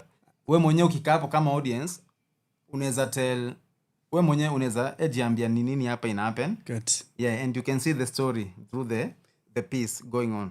Itakuwa all 25 dance production. 25 minutes. 25 minutes. Look at that. It's a very long time performing. Huku na tunafaa kuja mazee. Tunafaa tumeshiba ama mnakuwa mna vitu tunaweza kula in the space. Kutakuwa na cash bar, acha niseme hivyo. Watu wakuje manzee najua naona Flozz yako hapa amesikia cash bar. No, the word bar. Ako ndani. Amejua manzee mvinyo vinywaji. Lakini najua Rasta man never touch this. Huyu namtambua. Huyu ni bad news. Empress Queen. Wapi? Mbaredi. Let me add something to this what Manu has said. Actually, hata hiyo story as you're adding, why Haji? Thank you. Very good. Why Haji? That's the name of the gig. Yes. Ina kama at the backdrop of what is happening. Okay. As mwezi ya Ramadan, big up to our Muslim brothers and sisters. You know, na Haji because to not talk about the pilgrimage.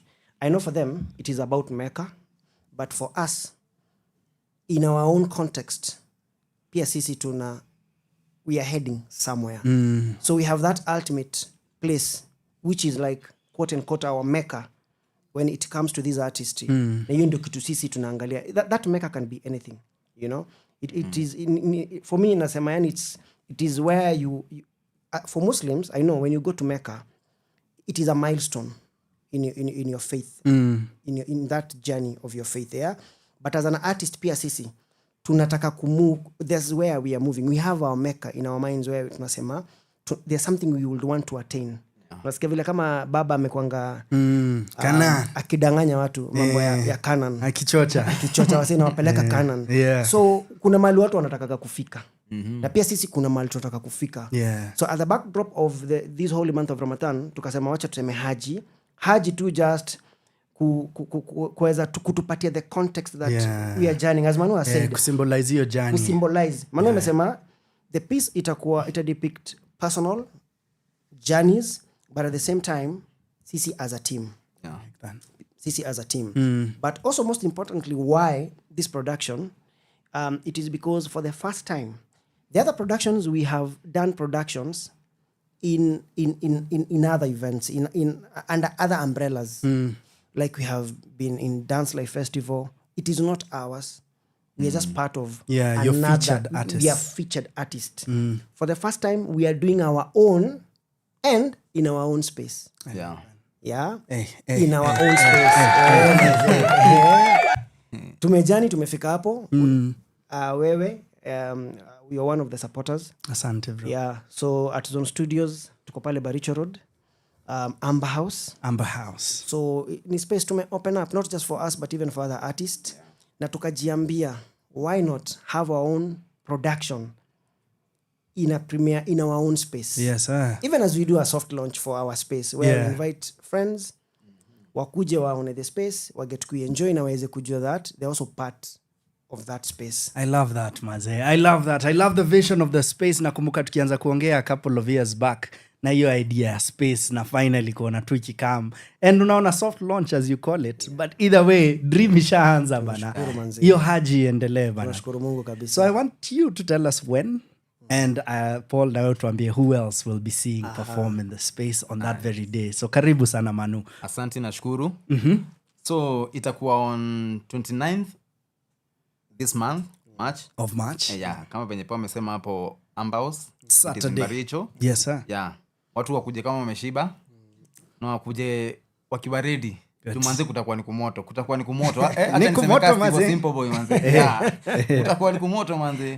Tutakuwa ina tell everything about our group. Yeah. Na hiyo consistency yenye tumekuwa nayo na mimi naaminingi consistency plus time definitely inakupatia result. Yeah, so wase kuje prepare tu manze. Hey, ladies and gentlemen, Art Zone Entertainment presents Haji.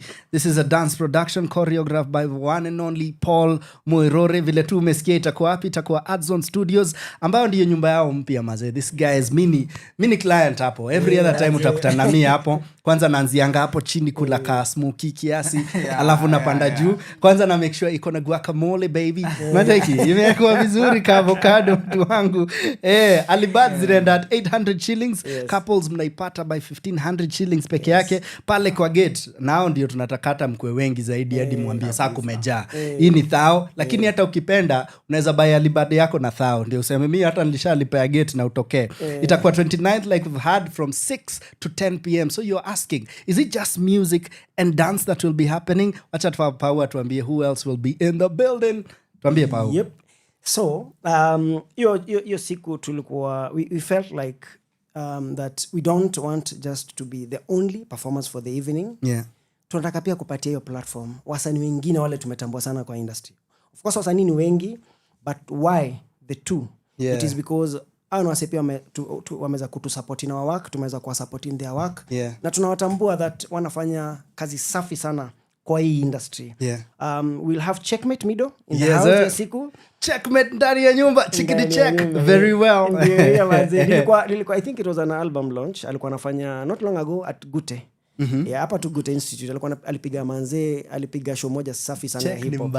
Check ni bad news. Check ni mbaya. Manze ni mtiti. Wase wanafaa kukamwa mcheck out. Ndio. Ndio hiyo. I like that. Wanakamwa mcheck out. Yeah. So manze nika feel like ile kitu nilifilio siku vile nilienda for his launch naweza taka manze akama pia ashare na wase hiyo siku. So Checkmate will be in the house atakuwa na perform. Then we have Komora.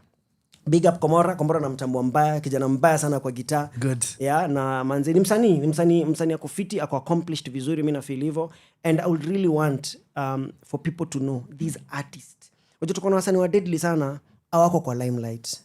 Wanoma sana, yani wasana kupatia kitu ukikaa hivi una feel amazing. Yeah. So Komora pia atakuwa na perform hiyo siku. Then we have our own Ruthie, the belly dancer.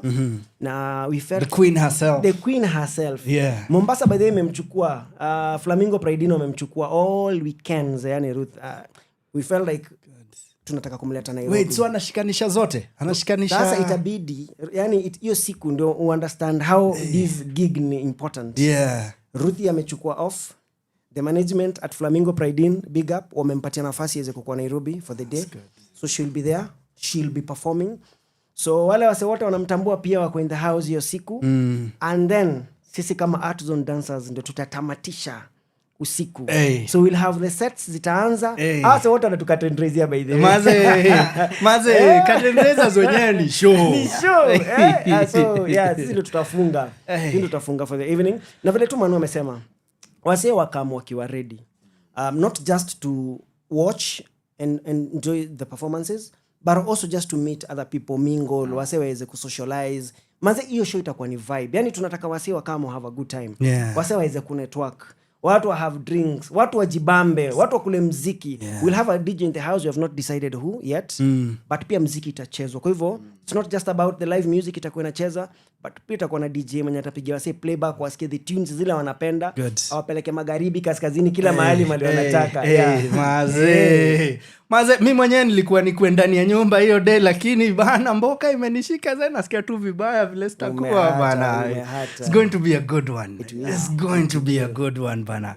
Ladies and gentlemen, go check out Haji kwa sababu saizi si umesikia as tuna celebrate the holy month of Ramadan, atasika wasanii tunaweza jikumbusha, we have journeys na places za kufika. So big up Upstage, big up Adzone Events and Entertainment, and big up most of all Adzone Studios, ambapo ndio utapata hii gigi na happen. Na umeambiwa tu iko pale Baricho Road, Amber House, second floor. Go check them out maze, it's going to be a good time.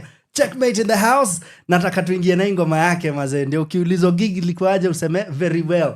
Kabla tuseme kwa heri, wacha tuwachokoze na ngoma kidogo. Sikia hii mziki, check ni mbaya. Sikia hii mziki, let's go. Very well. Shout out Mido.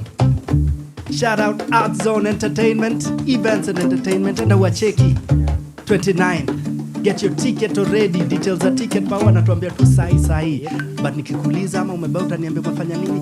Very well. Checkmate Mido in the house. Very well. Umsedi mbaya. Hey, let's go.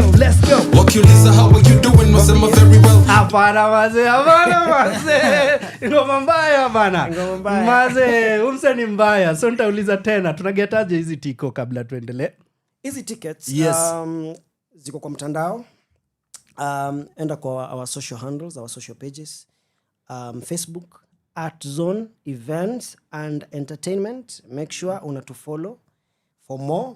So utapata post imekuwa hapo, iko na details, but pia naweza mention tour hapa. Ndio hiyo unaicheki kwa screen yako. Yes, so vile mmecheki mambo za Alibad zitakuwa hapo, and then there's a till number. Sijui kama umeshare the one with the till number. We've shared both. Yes. Yeah, watu waziangalie kwa mtandao. Mtaona kuna till number iko hapo. Buy your tickets early. Ndio at least usimiss out, because the capacity that you're looking for, tuna hope that we don't do more than 100. Tunataka ikuwe exclusive. Nice. Yeah, tunataka at least 100 and below. Hatutaki tena gigi jazane sana. Ndio kila mtu aweze kupata an experience mali anaweza sema it was memorable. I had a good time. Fantastic. So kwa among counted.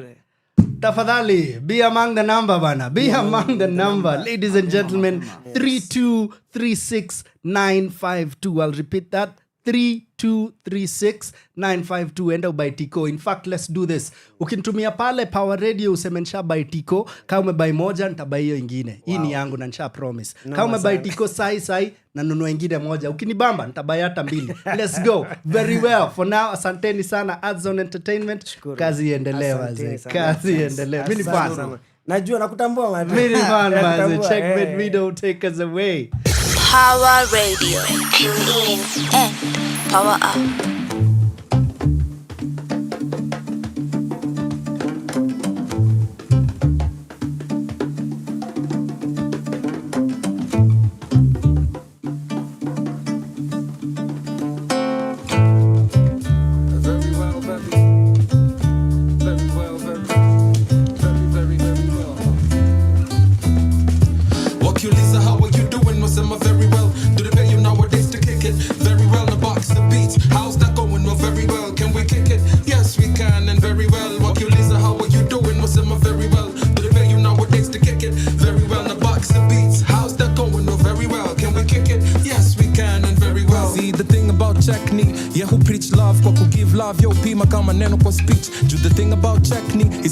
I've seen too much. He's never given up for giving up's sake. Still believe in destiny, but don't trust fate. The straw man to break the camel's back didn't now wait. The devil's in his ear, like listen MC just break. Hakuna mtu anangoja updates up.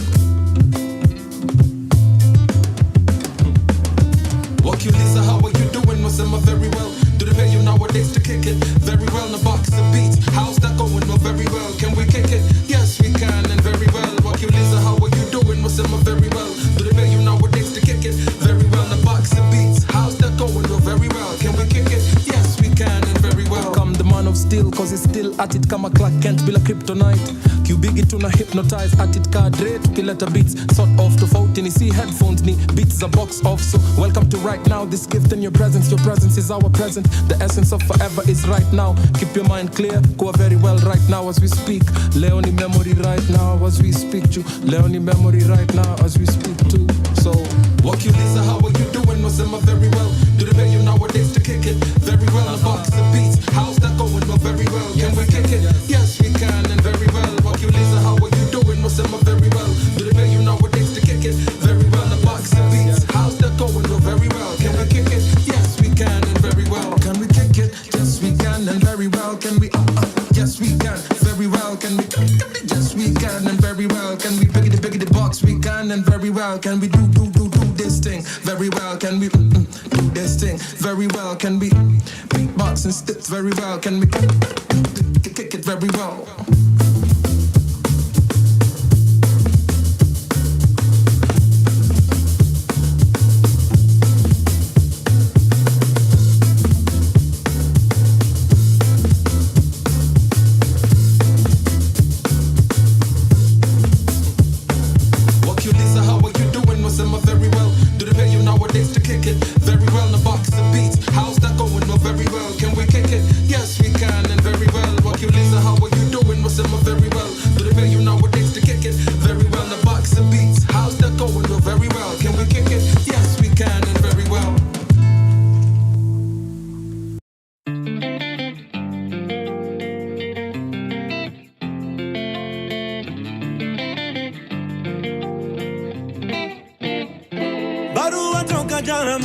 Kenyatta wanauliza kama Kenya kuko sawa, nikawajibu Kenya tuko na disaster, watoto wetu wanazidi kuzikana, na Tomboya ameshika tama, alituacha kama angali kijana. Je, angekuwa mambo yangekuwa sawa? Ndivyo walivyopanga Maulana, deni mulizoacha bado tunalipa, na tumekopa zingine China, tukajenga reli pia barabara, zilizobaki watu wakasanya. So tujiangalie, tuko pabaya leo kuliko jana, sikio la kufa halisikii dawa, tuko kwa Twitter tunajibizana. Tujiangalie bade, tuko pabaya leo kuliko jana, tusipoziba ufa tutajenga kuta, tusake zetu tungali vijana. Waumini kwa matrina, pasi kwa bima, kushoto fungu la 10 sadaka kulia. Ndio maana mbele ya kanisa mheshimiwa anakula sakramenti kabla ya raia. Siku za mwisho zimeshawadia, na revelation inatuambia hii generation inachoma picha, ni generation yetu, so tujiangalie. Tuko pabaya leo kuliko jana, sikio la kufa halisikii dawa, tuko kwa Twitter tunajibizana. Tujiangalie, tuko pabaya leo kuliko jana, tusipoziba ufa tutajenga kuta, tusake zetu tungali vijana.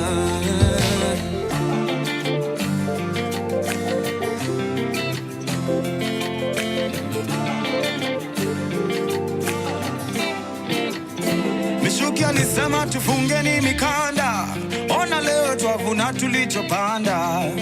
Kura zetu zilitugawanya, makabila na pesa pia tulimanga. So when you make your bed,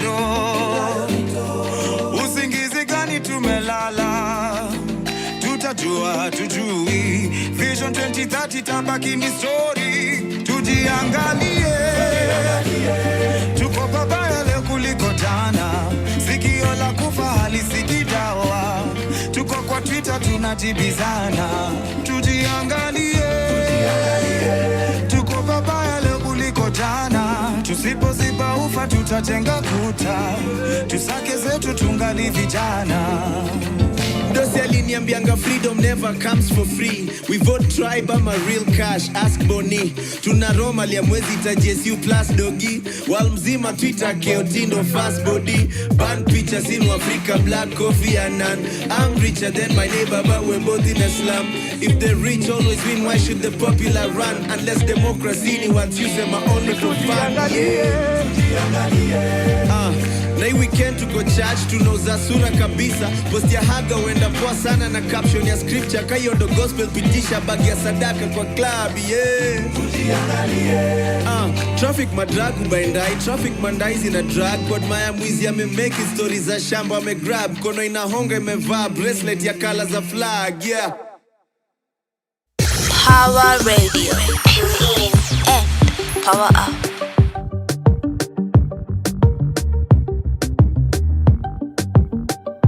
Manze acheni kutubeba wanana si watu wazima. Changamkeni mlitupa hadi basi nyinyi timiza. Mnatutosha nisha tosha nisha tosha tosha nisha tosha nisha. Mnatutosha nisha tosha nisha tosha tosha nisha tosha nisha.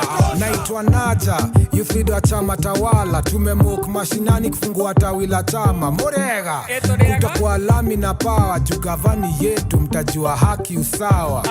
Hello brother, kabla ulete hiyo mada niko na mswada kwanza. Kabla ulete hiyo mswada umekuja na mkwaja rasivyo kama sama. Vijana wako jebu toa kitu mbali za. Acha tamaza sai, fikiria kesho na kutwa. Weni kijana kami, panleta mchezo kwa future. Mtu wetu walishinda, maze heko mtatupa. Hisi ushindi tu ya chama, hebu wengoja muda. Uchidi nyidio mlipata, si tunajikaza kisabuni. Mlituahidi tunatia kube nyidio wenye kampuni. Siku ya kula mlitusihia mkeni ndugu zaguni. Mkapata kiti lakini sisi maiche tuni. Manze acheni kutubeba wanana si watu wazima. Changamkeni mlitupa hadi basi nyinyi timiza. Mnatutosha nisha tosha nisha tosha tosha nisha tosha nisha. Mnatutosha nisha tosha nisha tosha tosha nisha tosha nisha. Mina wetu kwa pamoja buda kuwa mpole. Si tuliandika moja wetu anaitwa Njoroge. Sky mbali na kivuli jua lisikuchome. Kushinda kwa mmoja wetu ni kismat kwa wote. Bahati gani tani ya campaign mlisembatia tutaumia. Atisi watoto mauma mashaba mtatupatia. Mkaigia mkongeza taxa mkatugeuzia. Mnafuata tukire mnaambiwa na benki ya dunia. Ni wafadhili tungekuwa wapi bila wao. Kumbuka mlami alikamna stima. Tumshukuru kila uchao hata wao nalipa tax. Ndio ameendelea kule kwao. Soti kuwaongezea huku atuelewi mshangao. Uga na shuge imepanda dina supuliwa na misi. Kuna baraka kwa hizo shida utapata diabetes. Pia msini ya ifiki tao natokea gara siku hizi. Ni mazoezi unapiga itasaidia kujenga mwili. Manze acheni kutubeba wanana si watu wazima. Changamkeni mlitupa hadi basi nyinyi timiza. Mnatutosha nisha tosha nisha tosha tosha nisha tosha nisha. Mnatutosha nisha tosha nisha tosha tosha nisha tosha nisha.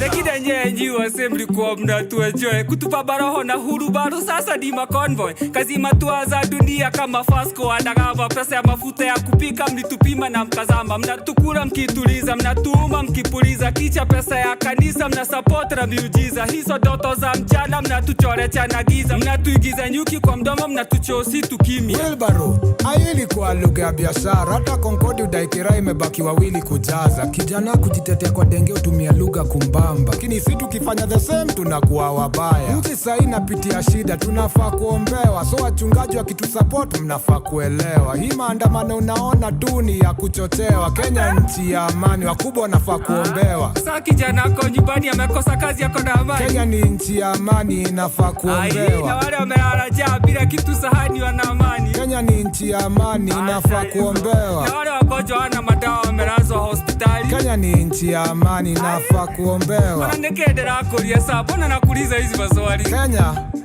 amani nafaa kuombewa. Manze acheni kutubeba wanana si watu wazima. Changamkeni mlitupa hadi basi nyinyi timiza. Mnatutosha nisha tosha nisha tosha tosha nisha tosha nisha. Mnatutosha nisha tosha nisha tosha tosha nisha tosha nisha. Power Radio. Tune in and power up. Yes, sir, ladies and gentlemen, look at that. Monaja, in fact, is in the building. Vile tunabonga ko tu somewhere na Rome tu. Si unajua ni Power 254 and of course anywhere tuko tuna inject na tunasema hii country lazima ipelekwe in the right way. But as for now, tuongei politics vile tu nimewambia in the previous links. Leo tuko hapa juu ya entertainment. That is why we put all these artists on center stage. And speaking of artists, because in the building we have some very beautiful women. Hapo ndio naanza mazee. Mi siwezi kata. You start stating facts as they are.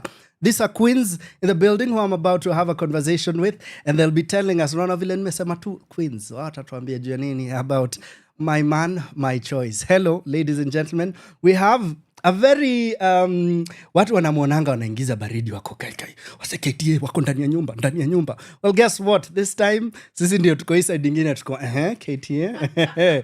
Ladies and gentlemen, I give you Suki Wanza. Karibu sana. Wapi makofi yake, si ndio? Mbona ajipigia makofi na tunaweza mapanzi ndio mapanzi mpigieni makofi. Thank you very much.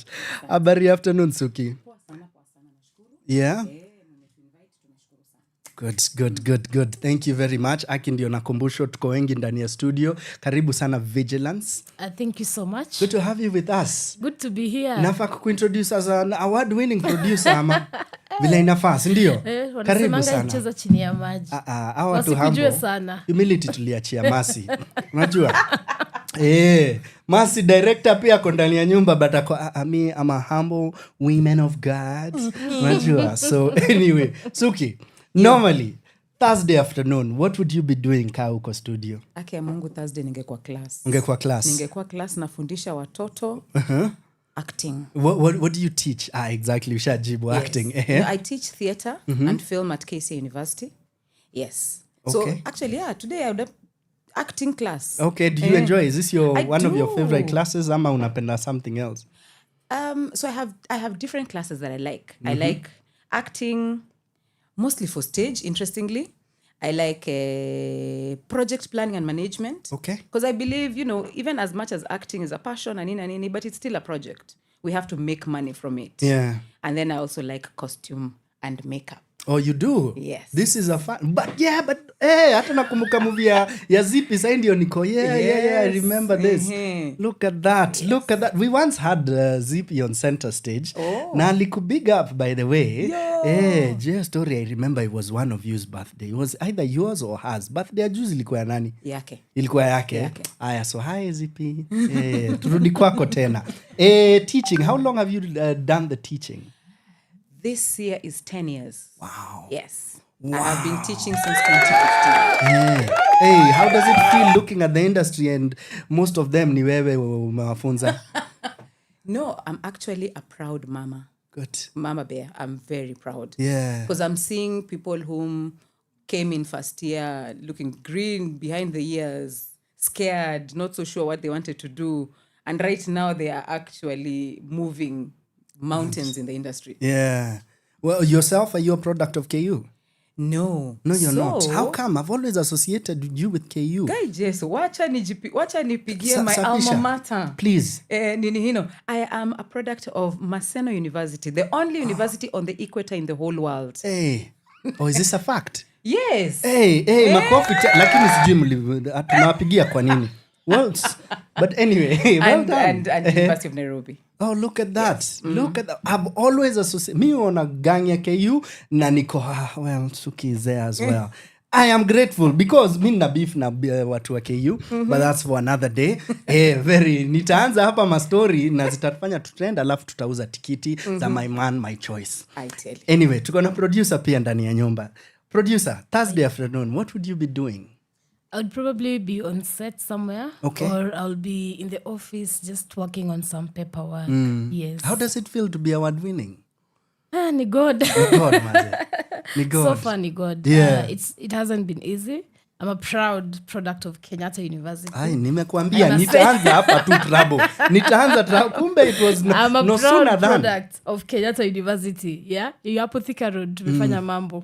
But also I'm a product of women who have held my hand. Yeah. Suki was at one point my lecturer at school. And here we are working together, Yeah. doing things together. So I'm a product of people who have held my hand over the years. Yeah. Yes. I like that. I like the celebrating of women in the industry. And not to brush off awards at all. Let's talk about that a bit. Well, how important do you feel awards are, especially understanding background with WIFA, with the KTAs most recently, and so on? What is the space of awards in the industry? I think honestly, awards do make important moves for people. Either male, female, it makes significant roles. Let's take it back when Mark Maina first got to be awarded in Lagos in one of the international film festival in Nigeria. Immediately after the award ceremony, Mo Abudu from Ebony took him in, gave him work. Him together with the people who worked on that project. So that is the significance of award, and especially for women. For the longest time, we have been quiet because I think even if you look at the history of WIFA, when they started it, there was no visibility of women. But were there women who are working in the industry? Yes. But were they documenting, talking about the achievement, talking about the projects they were doing? It was very minimal, not to say that it wasn't there. But when now the award ceremony started encouraging women and saying, you know what, when you're on set, hata kama unafanya tu catering, talk about it. When you go on stage as a theater person, even if it's just a minor role where you just appeared, unatembea. Because I remember at one point, when I started theater, I was given a role where I was just passing from one side of the stage to the other. Yeah. But I was getting paid, you get. So it's that thing of, do not be ashamed where you are at now. Talk about it, celebrate it, like be passionate about it, that the next person will say, I like Vigilance passion. I like Suki's passion. I like how you document. Because we are also in the digital era. Your CV is just your digital print. If I bring you on my set, are you going to talk? Are you going to market the project? Are you going to talk about the character you've been given? Or if you're a camera person, are you going to talk about it? So if you're not talking about it, how will I know you exist? Yeah. And if you get that award and you're telling people, guys, I was awarded Best Director TV, there's so many shows coming up. True. I was awarded Best Director, but keep going. Yeah, so there are so many opportunities that are coming up. Right now, you don't have to really wait for set to be able to be a producer. There are these corporates who, they will just call you and say, we are thinking about this campaign, this concept, can you bring in a team and make some video? So if you do not talk about it, how will they know you? And if you don't win it and talk about how you've won, so that also it puts you at a better level on the ladder, how will they know you? So when you talk about it, it's not bragging. It's just putting your print outside there because you never know who's your client really. Yes. Nimefeel. J.O. story. This year, I'm releasing all the videos of me speaking at awards, saying, thank you, God. You know, ataka hii mwaka, it is well. Yes, ni bwana. What is nominated enough? Nomination in its own way is enough because it means you are recognizing whatever you're doing. People outside are seeing you. I'll take so that. You don't have to win. Imagine, I think also it's that thing of inferiority complex that when you're nominated and you don't win, you feel like you failed. I mean, how many directors are there? Yeah. But imagine, out of the hundreds of directors, they nominated 5 of you. Yeah. It means even if you didn't win, it means you're doing something significantly important. Yeah. So celebrate it. Like, be proud of where you are. As long as you're not content, and as long as you're not proud with where you are at, then your growth becomes questionable because you're sabotaging your own self. If you can't talk and say, you go to a forum and tell people, hi guys, I'm a filmmaker in the film industry, XYZ is happening. Imagine you meet lawyers and you keep quiet, and the way lawyers and doctors talk about it, why are you ashamed of your industry? Yes, please. Yeah, so let's be proud of our creative work. Let's be proud of the milestones, of the nominations, of the significance you're taking. Even if you're just going to a primary school and telling those kids, you know what, film is business, film has money, talk about it. Let's talk about it. J.O. story, bana. Nominated Best to Handa. Sasa hiyo show ilikuwa noma. Hiyo show ilikuwa Hiyo show noma. ilikuwa noma, ni kweli. Si ndio? Ilikuwa noma. But ni sawa tu. Haya. Mulipewa acha tuendelee. pesa. Pesa tulipewa. okay. Hey, ya the other year.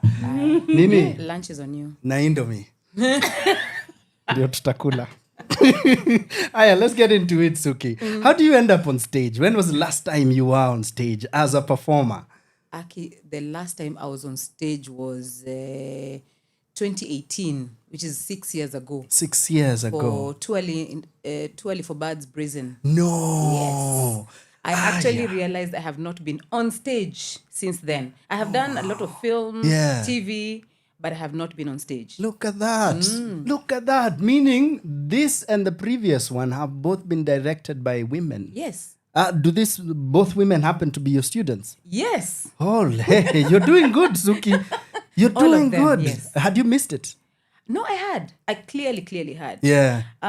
When actually at this particular point in time is where I would want to big up Zippy. Okay. Dr. Zippy.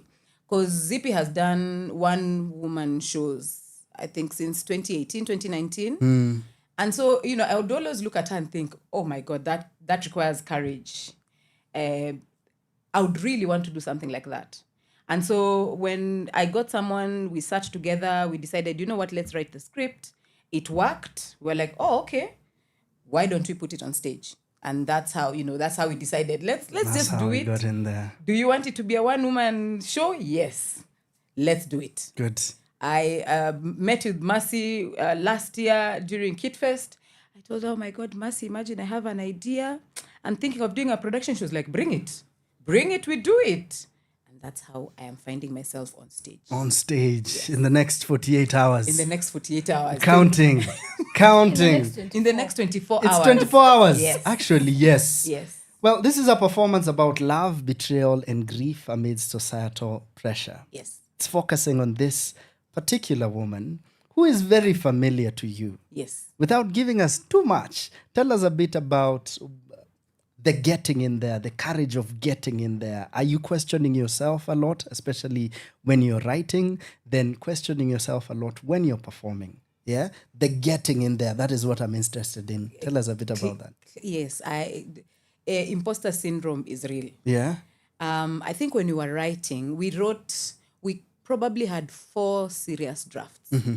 And all of them grew because she would write something, would discuss something, she writes it, and I'm like, no, that's too personal, or it's too vulnerable. I don't want to be that vulnerable in front of people. And so would change it, but then would realize the story is not coming if you don't put in those aspects. And so it changed because of that. I remember her asking, how vulnerable do you want to be? And at that particular point, when you were asking that question, I was like, I don't want to put my life in front of people. But then come December, January this year, when I met with Vigilance and Mercy, we were like, no, the way it is written, it's not going to work. Because then it's not personal. It's not, you won't feel it. And so we actually had to sit down and rewrite it again and edit and tafuta all those my feeling, whatever's moments and crying moments and angry moments that just make this play what it is. Is it 100% based on a true story? It is not 100% based on a true story, but the backbone is a true story. So it is inspired by a true story. It is inspired by a so true story. tukiona tusijudge performer. Please. Hey. Twende unakwanga hivyo? Because it's very, there are bits of it that are very naughty, Nicole. Isho itauza. Do not judge the performer. No, sindio? Vile inafaa. We listen, we don't judge. We listen, we don't judge. This is true. This is true. Yes. Vigilance. Yes. Producing this particular one. If you're to do an elevator pitch, what would you say it's about? Like mtu anasikiza sahi aende, I haven't been to the theater in a while. Ama, I've never watched Suki. I'd like to go for this one. What would you tell them it's about? I'd tell them My Man, My Choice is a one-woman show that brings you to the reality of societal pressure of grief, especially for women. Because this is the thing. Her age and our age, there's a bit of gap. And we cannot run from the fact that for the longest time, the identity for women was after education, if you're lucky to go to school, then you needed to settle down. and settling down entailed whether you love the man or not. Umechaguliwa tu ndo waseme msichana wetu ameolewa. So imagine defying that during that time. Defying it and saying, I will not fall into your traps. How does it make her? Where does it leave her standing with her family? Does it ruin the relationship she has with the mom? We don't know.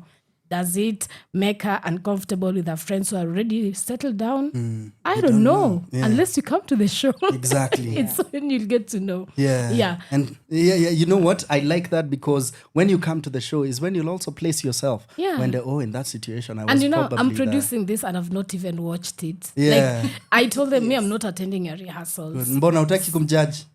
No, as unajua producer, give us the show. Good. Us will figure out other things. Yeah. And also I think it's that thing of, I also want to feel the surprise of it. Yeah. I also want to see the reaction of the person who will sit next to me. Yeah. When they're like, did you know? And I'm like, I didn't know even me. This Chances is are new. Producer kutakuwa kumejaa hata utaketi. Inakaa inakupita hii show by the way. Tutasimama tu, si unaona hata during Kalasha when we were launching the other film we were with Suki. We just stood. Ilibidi. Guests were just standing. So tutasimama tu. Good. Na pia najua utakuwa una sweat, unaona tu hizi ni mamilioni zinaingia. Unalipa mishahara. I wish ingekuwa milioni, but I mean, we'll get there someday. It's coming. Yes, hey. I am manifesting. This is my coming. year. It is coming. Sijui ni vile tucheze ngoma za Naija. Otherwise tungekuchezea hiyo. Ladies and gentlemen, I'd like us to just play one more song and then get back into the details, the where, the when, and even more about this. Hata story ya director pia tutaiongelea mazee. Anakaa chini ya maji juu ya nini? Kwa wapi? Kwa nini? Yeah. Let's go. Ladies and gentlemen, Power Radio. Nayo. Power Radio. Power up. Yo, Alex. Benati. Nakaberere. Sawa sawa. Sawa sawa. Sawa sawa. Mimi mwanake. Usinione nimeshaka, unitilie dharau. Mimi binadamu, umesahau. Unaishi kwa damani, ninaishi kwa imani. Mbele zako mimi sina haki, mbele zake mimi mwenye hadhi.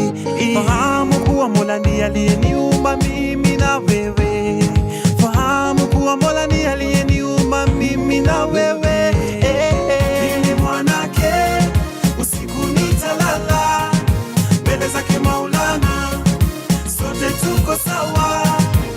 Mimi mwanake, usiku nitalala mbele zake Maulana, sote tuko sawa.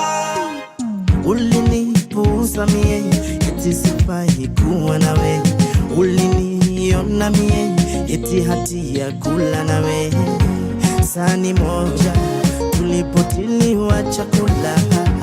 Nyumba moja, tulipofaa kuishi pamoja. Wema wake taji la upendo juu yangu. Ndani yake vikubwa na uoga vyote upewa kimya.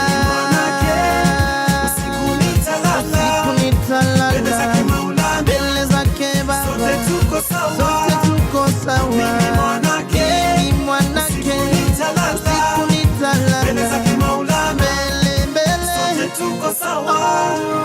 Ulinipuuza mie, sahani moja, nyumba moja.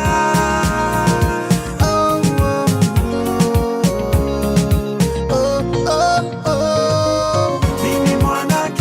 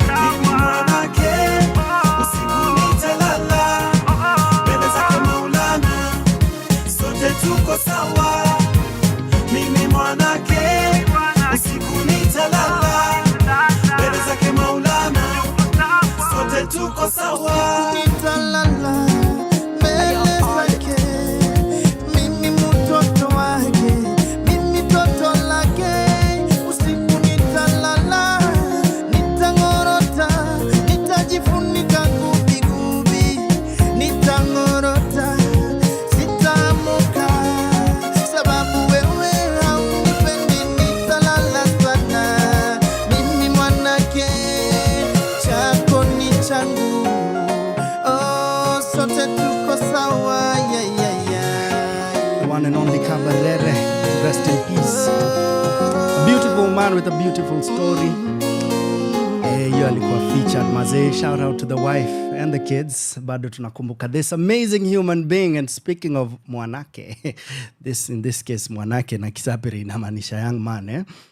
Tunaongea juu ya my man, my choice. My mwanake, my choice. This is a play that tells the story of Suki and how she navigates the life with men in her life. Men she has loved and who have loved her. Men she has questioned the sincerity of their words. Men whose selfishness has hindered what would have been a beautiful thing, and who sincerely and honestly loved her but were not enough, or were they? Kuja uone mchezo bana. Hii kidogo itabidi uende na tissue, ama itabidi uende na mpenzi wako ndio mnaone kuna hope. Ama muende ndio muachane. Unajua kama unataka kumwambia kitu mpeleke. Anyway, all I'm saying, this play is about a lot of choices, a lot of men. And a lot of love going around. Sindio Suki? A lot of love going around. Maze, mi nilipenda. Mi niliget ka snippet tu na niko walai hawa nataka ninunue tiko 10. You know what? I'll buy. In fact, vile tu nimesema hiyo show ingine. If you text me by the end of, see my personal line on PAWA Radio, IG, Twitter na Facebook. Useme nimebuy tiko na unioneshe message, I'll buy. Ukinunua moja, isho nitabuy 2. Martin Kigondu si Power Radio, msitafute Munyiri, ndio. Ni mimi mtafute Flozz, ni mimi mtafute. Buy 1 ticket, I'll buy 2 for you. Let's do this. Suki. Yes. Hebu tuangalie historia ya mapenzi kidogo. So pale tumeweka spotlight on you and your love life. Yes. Tumeongea kidogo about the fear of vulnerability around love. Na pia kuna a few other things that we are vulnerable about. Yes. But if there is a thing that you'd like to purge for this particular one, there's a thing. Hata usituharibie sana. Najua kuna kaa 5. Yes. Lakini kaa kuna kitu. Hata ikiwa ilikuwa tu tick off, I finally did this. If there's a thing you want to achieve with this particular show, what would you say it is? Okay. Several things. But yes, as you said, nipatie kamoja. Hizo zingine ndio tukam tuende. Okay, one ni vile tu umesema. Bucket list, I have done a one-woman show. Good. For myself, for my family, for my students, I have done a one-woman show. I think just to prove to myself and to everyone around me that it is very possible to do this. That is 1. 2, that I will have finally purged, removed. Nimesema initoke. By the way. Nitakuwa nimesema initoke. By the way. Because sometimes we go through issues in life, alafu tunajifinyilia. Because you're not so sure how people are going to take it. Watakujudge, watafikiriaje. Sometimes some things happen, unafikiria sasa huyu hata nitaanza kumwambia aje. You know. But in this play, I am feeling like it's the opportunity and the moment for me to just put it out there. Number 3, of course, I am appreciating and the women that have gone before me in doing this, right? There's Zippy, there's Esther Kahuha, people who have done one-woman shows. They have stood on that stage for 1 hour and talked, and we have been able to listen and just follow their stories. And I am actually bigging up to them, right? And of course, the other person that I'm bigging up is Martin Kigondu. Oh yeah? Who did a one-man show. Hello. Award winning. One-man show. Actually, your performance, your play, Supernova, and another lady who is also my former student called Martina, she did Know Your Scent. Know Your Scent. Those are the performances that actually convinced me, to use the word. Yeah. That is possible. Sometimes we hold ourselves too much. We judge ourselves. Oh my God, what will people think? Oh, am I ready to do this? Yeah, just put it out there and let bygones be bygones. Let the chips fall where they may. Yes. If we use those words. Mwalimu bwana. I agree, man. I agree. And well done. Thank you. By the way, if you've noticed, I have basically gotten Vigilance as a producer. She's an award-winning producer. Yeah. She has done we have worked with her on, on several shows, and she has done a brilliant job. And I was like, for this particular production, I would want to get her on board. One, because we have worked together, she understands me. She understands where I'm going, where I'm coming from. And, it's like, let's work together. Let's put our best foot together. I got Mercy as a director. Mercy has never directed before. Like, this is her debut directorial work. But even as we were talking and, I introduced her to the story, and the way she was like, you know what, let's just do this. I felt she would better understand this story the way it is coming. Niliangalia nikaona nikidirect mwenyewe, that's doing disservice to myself. But I felt she had very, can I call them bright ideas, new novel ideas to put forth. And she just had a nice take to the whole story. We would sit together and just go over it. And she would push me to think about things that probably I have not thought about in a long time.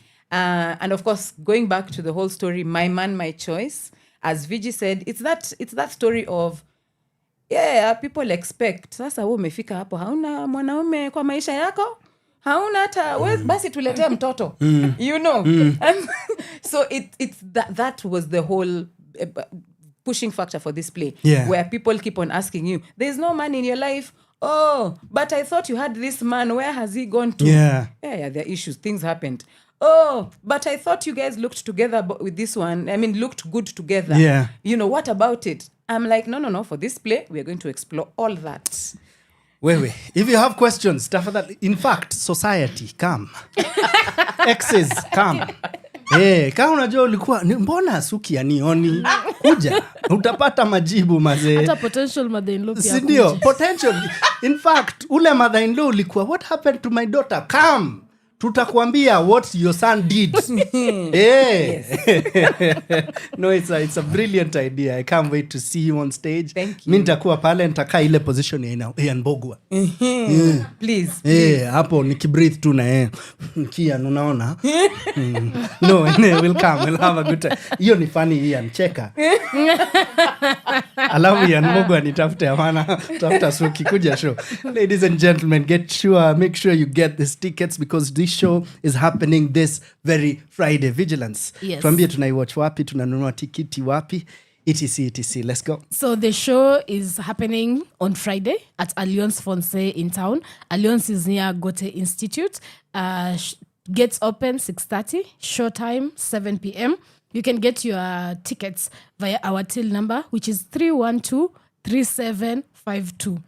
Wacha nirudie kwa Kiswahili kwa sababu najua Kenya is bilingual. Unaweza nunua tiketi katika till 312-3752. Tickets are going for 1,500, but if you talk to me nicely, I can just give you a discount. You never know. Thank you. Discount ni 14.99. Ladies and gentlemen, make sure you cop the tickets immediately. I will be there and I'm hoping to see you there right next to you and your family and your friends. Get as many. Center stage, definitely spotlighting Kenyan artists, and we are so proud of what Suki and the team are doing, and we can't wait to be there at the Alliance Fonse this very Friday. Asanteni sana maze. Thank you. Thank you so much. Thank you so much. Maze Suki na kuona stage. Hey, ladies and gentlemen. Thank you. See you at the Alliance Fonse. As for now, sitijibambe na mziki. Nayo. Power Radio. Tune in and power up. Do away with the whole finance bill, Omera. We are tired.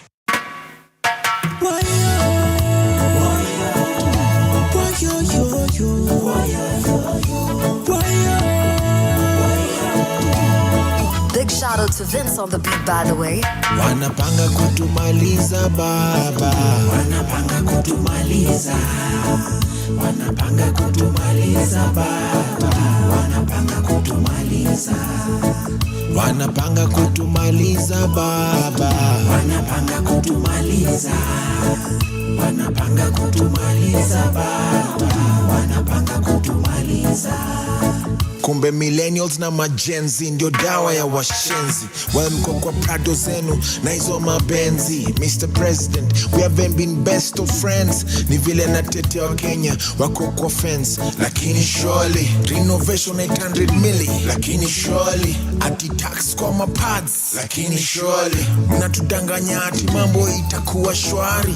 Lakini surely hatutaki mu-edit, tunasema tu reject.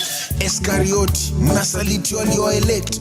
We occupy the streets bana, bila dimanga. Na this time, tumekamna komanda. Wanapanga kutumaliza baba, wanapanga kutumaliza. Wanapanga kutumaliza baba, wanapanga kutumaliza. Wanapanga kutumaliza baba, wanapanga kutumaliza. Wanapanga kutumaliza baba, wanapanga kutumaliza. Hata tax wameongeza baba, wanapanga kutumaliza. Hata mkate wamepandisha baba, wanapanga kutumaliza. Kumbe millennials na majenzi ndio dawa ya washenzi. Well, mko kwa prado zenu na hizo mabenzi. Luxuries, well wa Kenya wana salaries. Summary, tuko worth nothing, sana risk. Lakini surely madoktea hawalipwi. Lakini surely makara wako oppressed. Lakini surely mnatudanganya ati mambo itakuwa shwari. Lakini surely hatutaki mu-edit, tunasema tu reject. Eskarioti, mnasaliti walio-elect. We occupy the streets bana, bila dimanga. Na this time tumekamna komanda. Wanapanga kutumaliza baba, wanapanga kutumaliza. Wanapanga kutumaliza baba, wanapanga kutumaliza. Wanapanga kutumaliza baba, wanapanga kutumaliza.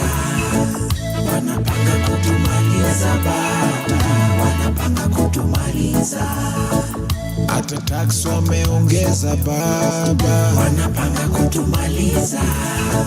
Hata mkate wamepandisha baba, wanapanga kutumaliza. Do away with the whole finance bill, Omera. We are tired.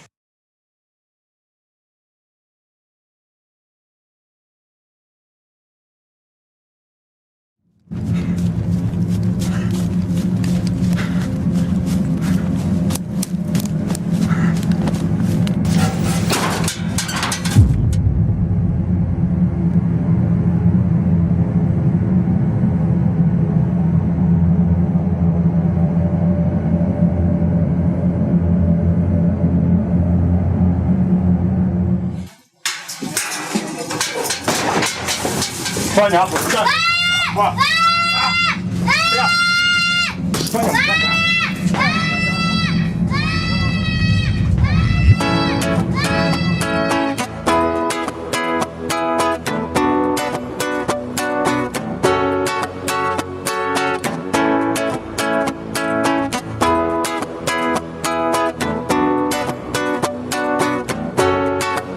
Nalipa tax na hata siwezi afford kupanda taxi.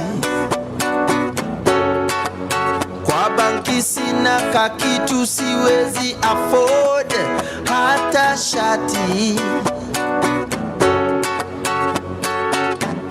Maji nanywa ya kanjo yako ya chupa za mapambo.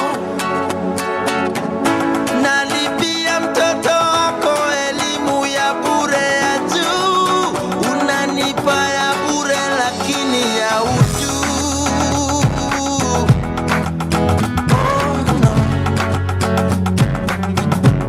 So nitapata wapi majibu ya maswali? Mahindi lienda wapi? Pia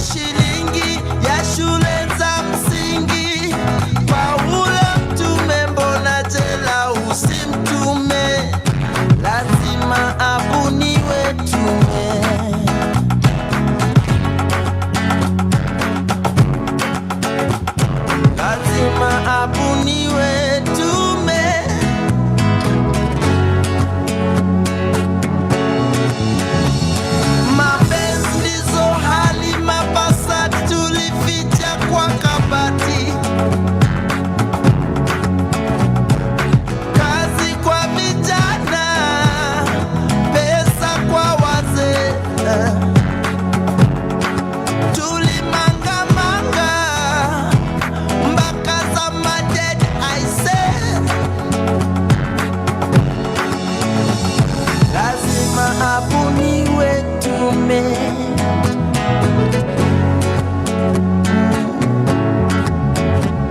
Lazima abuniwe dume.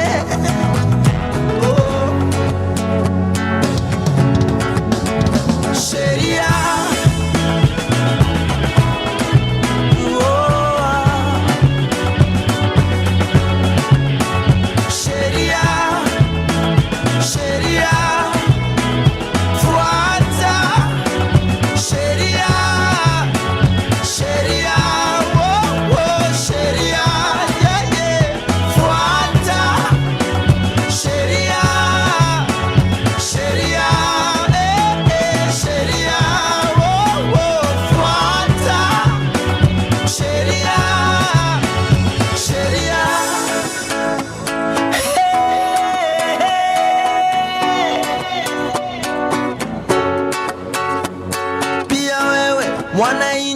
Tabia zako ziko chini, unapenda kulipa hongo na kutumia njia za uongo. Una mipango na hata watoto wa kando, haujui hata majina yao. Kura yako uliuza maini figo, ukakulia hadi dini, kisha wasema tukuthamini, na wewe hapo hauaminiki, na wewe hapo haupangiki. Wapi kidero when you need to slap somebody? Complain ufisadi kwani ulidhani t-shirt 50 bob leso siku ya campaign ilikuwa free? Ni 5 year loan investment utalipa king ya parliament. We are one, amani we are one. Nah, utumishi kwa wote, utu missing CCTV we were watching. Racial insecurity na job opportunity ni kama mti ya kibiriti. Side moja heavy, usiniambie Kenya kuna umaskini, kwani hizi fat fingers zinaibia nane? Maskando inathreaten our survival. Media define leadership, na sura ukiaka front page na improve readership. Ambia wase wa Twitter wa hashtag hii ama hash reality doesn't make a good TT. Commission of inquiry wanakula commission bila kutupa ukweli. Ni kubaya baka kukiwa kuzuri, unashindwa nini mbaya? Machozi ya perpetrator ineza dilute damu ya victim ilimwagika. After all is said and done, all will be said, nothing will be done. You're not my tribe, but you're my blood type. Lakini it doesn't have to take tragedy to know that. Sheria.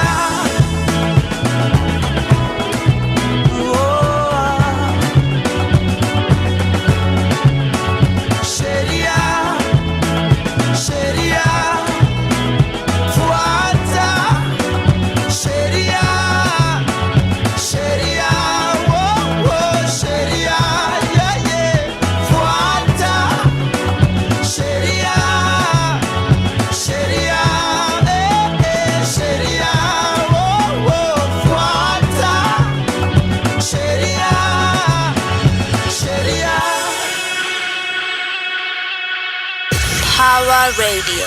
Tune in and power up. Me, I keep it fresh on.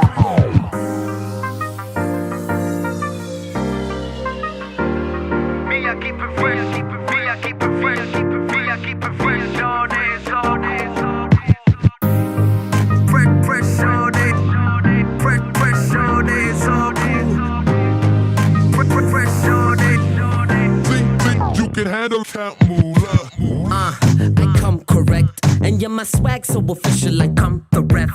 See, I be rockin' Louis, so shorties wanna do me. Have all these haters feeling so underdressed. I see you mugging me, but I ain't mugging back. Cause I ain't got time for your chitty chat. Why you tryna copy and paste me? I'll be with your broad like butter on pastry. She's on my arm like my Virgin Mary. And we be on that weed from early.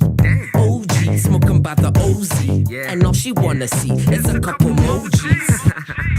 Well, I got money to blow. And shorty, I ain't tripping, so you already know. camp moolah all day. If you want it, gon' pay. Hater, I'm just letting you know that All I know is swagger. Me, I keep it fresh all day, it's all cool. Me, I keep it fresh all day, it's all cool. Put your hands up if you have some. Cause you keep it fresh all day, it's all cool. Cause you keep it fresh all day, it's all cool. okay, my life is not the same, and I know who to blame. If I remember the name, it sounded something like fame. For the money, for the game, I would kill it. No shame. Rep a crew that's untamed, and I'm a dude that's maintained. Swagger so right as Frank. Funny big Benjamin sitting in the bank. What you think? I've been working hard, numbers agree. So please believe me, this is easy, born to be an MC. So watch a guan Nairobi, the swagger strong only. 24 hours round the clock, Wani. The Levi store know me. Big up Ryo and Fuzzy. Now I'm fresh all day, Nikki Chapakazi. Boys be looking at P, this ever slappy. Lucy, Kibaki, LOL. Yeah, I'm only messing, I'm just digging the jam. Bumping it with my fam. Chuck Taylor's helping me stand. Let go. All I know is swagger. Me, I keep it fresh all day, it's all cool. Me, I keep it fresh all day, it's all cool. Put your hands up if you have some. Cause you keep it fresh all day, it's all cool. Cause you keep it fresh all day, it's all cool. I said we on to be their favorite. Moolah team pacing. Further than the basement, higher than the spaceships. NASA couldn't waste this, rockets couldn't chase this. Swagger on vintage, African Fresh Prince. Flying like the Jetsons, higher than the Jeffersons. Moving on up till they can't get enough of us. Now we at the top, better use your binoculars. Swagger non-stop is what you do if you have some. And I'm just getting started. Ever seen a Kenyan boy trying to go harder? You gotta work for your profit, cause everybody's trying to get paid in Nairobi.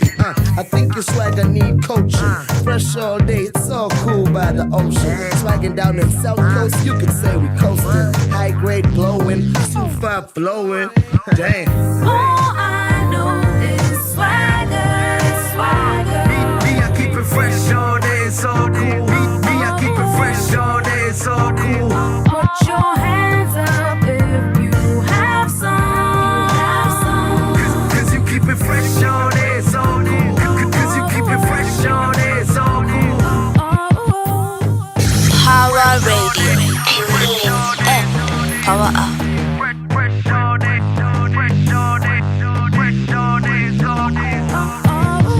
Yes, sir. That's Camp Moolah for you, maze. Watu walikuwa na crush on the young lady like myself. It was allowed because we were young as well. Kwa hiyo ukisema hivyo wewe ni mbaba, maze utaangaliwa vibaya. Kadreke, waseme A minor. Ladies and gentlemen, welcome to Center Stage for our final interview of the day. And of course, unajua tunamalizia ma celebrities wale wakubwa wa zaidi. Unawafungia hapo mwisho. Unasikia? Trevor Noah in the building. Uko no, si Trevor Noah. Even bigger than that. What you talking about, bana? In the building, niko na one and only Dag Mutai, a good friend of mine. Ujamaa maze, tumetoka naye mbali. Maybe hatutapiga hiyo story sana leo because tutachoma kiasi. But maybe we might as well start there. Welcome to the studio, Dag Mutai. Karibu sana. Thank you, Matt. Yeah. Good to have you with us. Good to have you. Good to be here. Yeah. I'm excited to be here. Asante sana maze. When was the first time, I guess, we perceived each other? Unajua, seeing each other maybe hatukumbuki. Yeah. Perceived each other to go, oh, this guy actually exists. To your earliest memory. My earliest memory, we were qualified to have a crush on that Camp Moolah. We were, right? Yes, yeah, at yeah. that time. That's we were under like, 20. We were under... Wait, 20? Umeanza mapema bwana. We were actually under 15. We were. Yeah, because high school, bro. Yes. Hey. Yes. So the one and only Nakuru High School. Muji wa Mateso.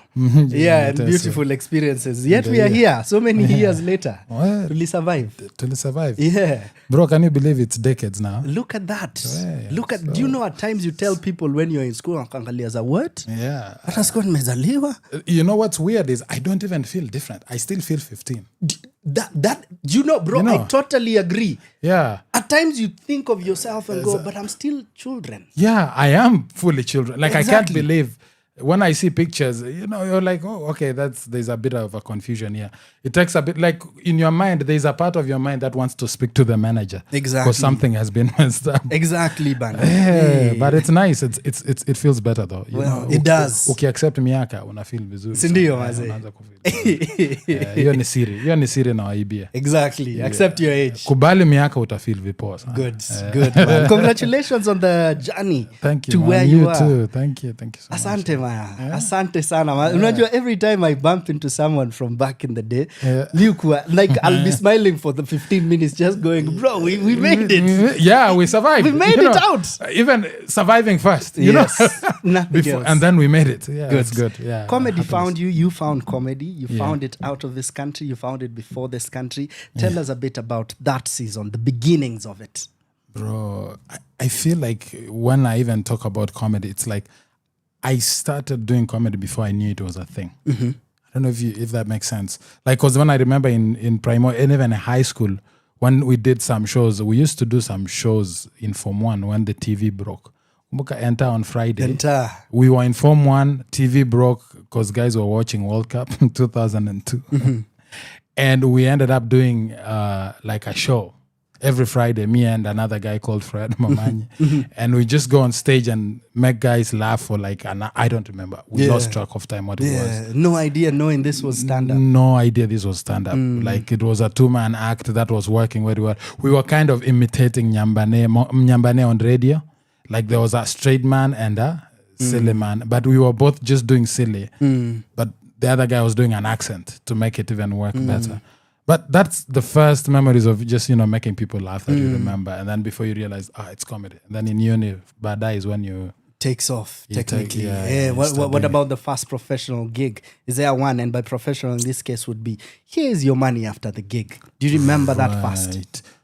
I remember the first big gig rather than the first professional gig. Okay. Because I got a few professional gigs, but Yeah. I was so caught up in the hustle. It was already, I wasn't even looking at the money. I was just, you're paying me. Like I didn't realize I was already earning money from it. But the first gig I did was I think the Winnipeg Comedy Festival. That's the biggest gig I did. That was like, this is going to change your career somewhat. Yeah. You performed in a gala in front of 1,500 people. It's like, it hit you. Like, even the laughter was different. You're used to 100 people laughing. Yeah. You're laughing, 1,500 people are laughing. It was different. surreal. It was surreal. Yeah, it was different. Bro, Maze. Like, from entire Friday to Canada and 1,500 people watching you, Maze. Maze, labda hata Drake alikuwa hapo, man. Maze Drake labda alikuwa hapo. Yes, looking at the kids, man. Anakiangalia tu. Sisi ni watu hii anasema, Maina. Cedric. Cedric alikuwa hapo. Hizo siku alikuwa anaitwa Cedric. Ndio.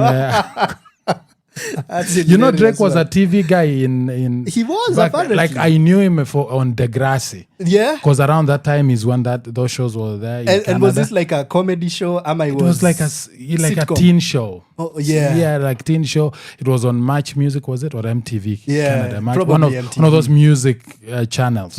Yeah, and it was that's the first time. And then when you see him later as a rapper, you're like, okay. Yeah. Interesting. Before you know it, he's the biggest rapper. I'm too old. It's a different time now. It's a different time now. I'm not in that space at all. But the thing about rap beefs, at least from back in the day, we were so invested. Unajua? Yeah. And things zimeshift kidogo because it then became about the business more. And I feel, I don't know if you think the same, it could be said the same of comedy as well, because back in the day, probably the more controversial ones and the most offensive, even without meaning to be offensive, maybe the idea would be the most abrasive comics would probably be the most well received. Then we came to a season, maybe, I don't know, 6-8 years ago, when very few would actually stand up and go for the abrasive style.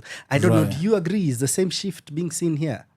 Yeah, somewhat, because but it's been like kind of like waves. Okay. Like every, and then there's been a couple of comedy booms from the 70s, then in the 80s, then there was always a lull. I think there was a lull in the 90s for sure. 2000s, another lull. And then 2010s onwards is when there was another boom, with the internet and stuff like that. Though around 2005, when YouTube comedy started taking off with Russell Peters being the first guy. Oh, yeah. And it was just more like, the society is not used to hearing certain things. So the shock of it wears off after and enough people have said it. Like when you first say something that is not as an unspoken truth, it becomes now the truth, and it's like, all right, after that, what else? You know, like there was a time talking about religion or using the F word. I don't know if you can curse here, but like using the F word was like, ooh, shock, like gave you shock. Yeah. Now it's conversational. Yeah, it's like no it's biggie. it's fine. It's like we're just Yeah. we're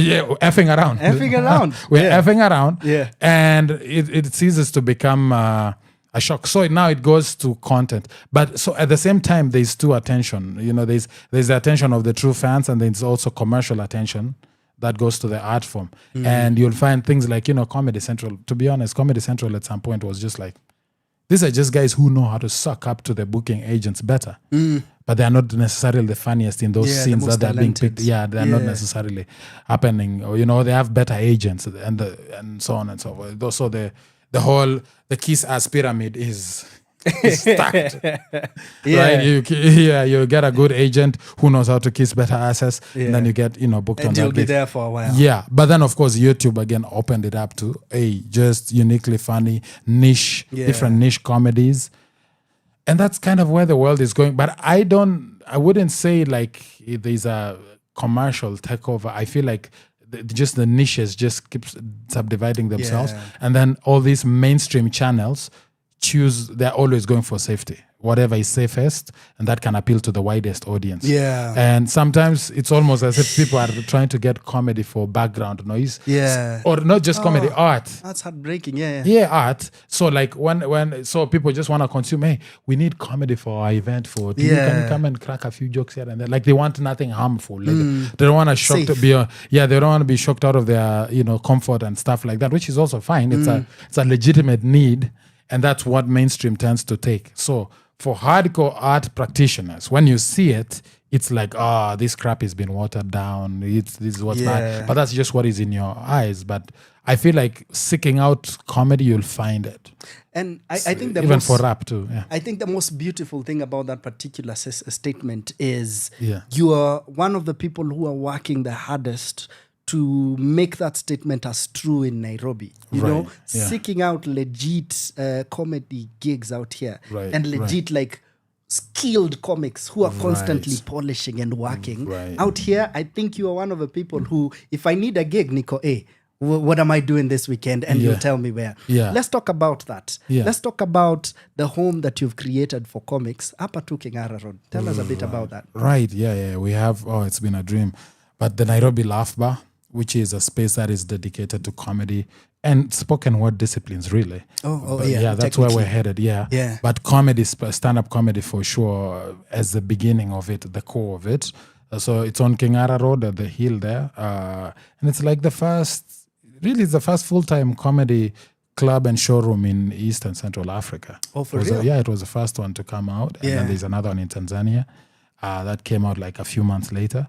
But you know, we are doing 4 or 5 shows a week, different types of shows. We have all kinds of comedians, and we're getting world-class comics too passing through. Yes. From time to time, we just get lucky. We get some of the dopest comics to come and play our space. So it's really nice, and it's good, and we have a nice community of people who also, you know, come and enjoy comedy. Yeah. It's what they aspire to just enjoy whenever we're dealing with anything, you know, that's where the best place to process it. Yes. Yeah. Whenever you're also dealing with happiness, just happiness, it's also the best place to process it. You know? It's only weird that right now what we all want to process is a bit of rage. See, Yes. wengi wetu tuna makasiriko. Yeah. No. Kwanza huyo must go amefanya watu.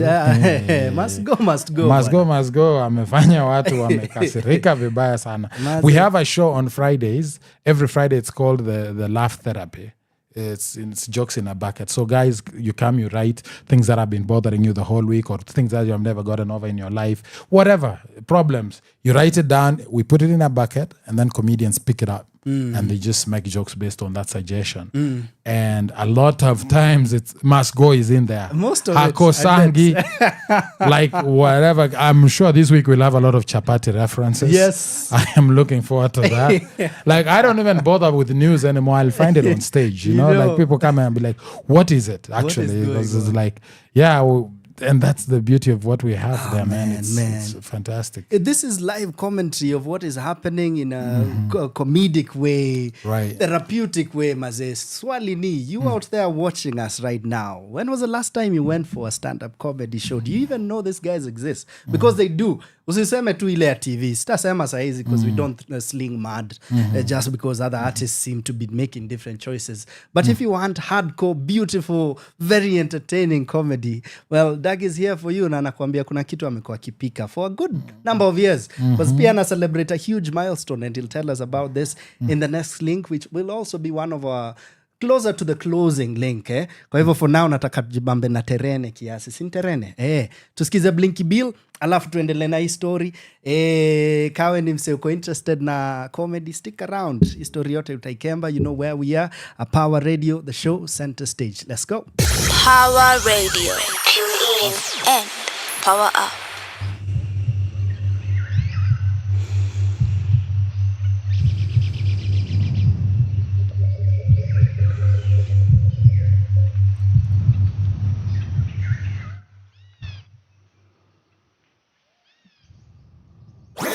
Your kind of music, all day, all night, right here on your only station, Power Radio.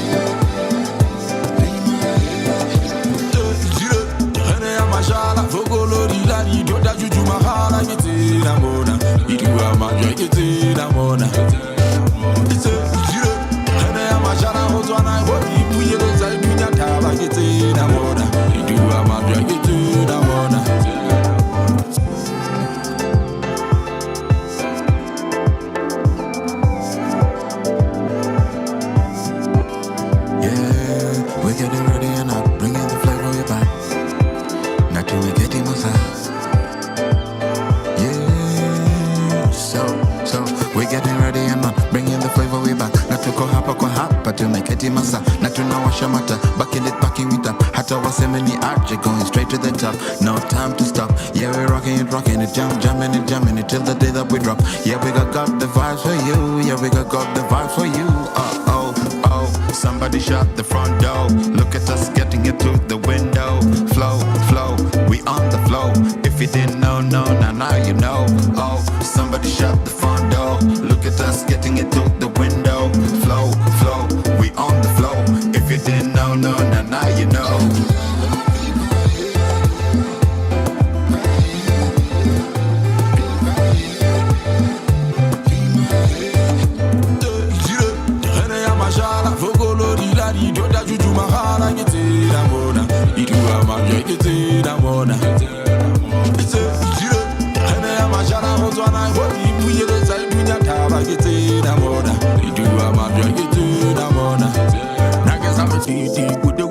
La masai chujuma kala guvela musibunya daba igula pata toka no tula kanana vugolo gya tota buzalaka didi bude kwana fazela masai chujuma kala guvela musibunya daba igula pata toka no tula kanana vugolo gya tota buzalaka. We take it easy, you don't go hard enough, you don't get nothing. They won't believe what side we hit them from. Flow so sick, make you bump in your seat. Everybody back up on the one time on repeat. To get a man repeat, you have to show a man receipt. See how they run, how they hit or retreat. No surrender, me no defeat. Champions and we here, let them know. Now is the time, so yeah, we go.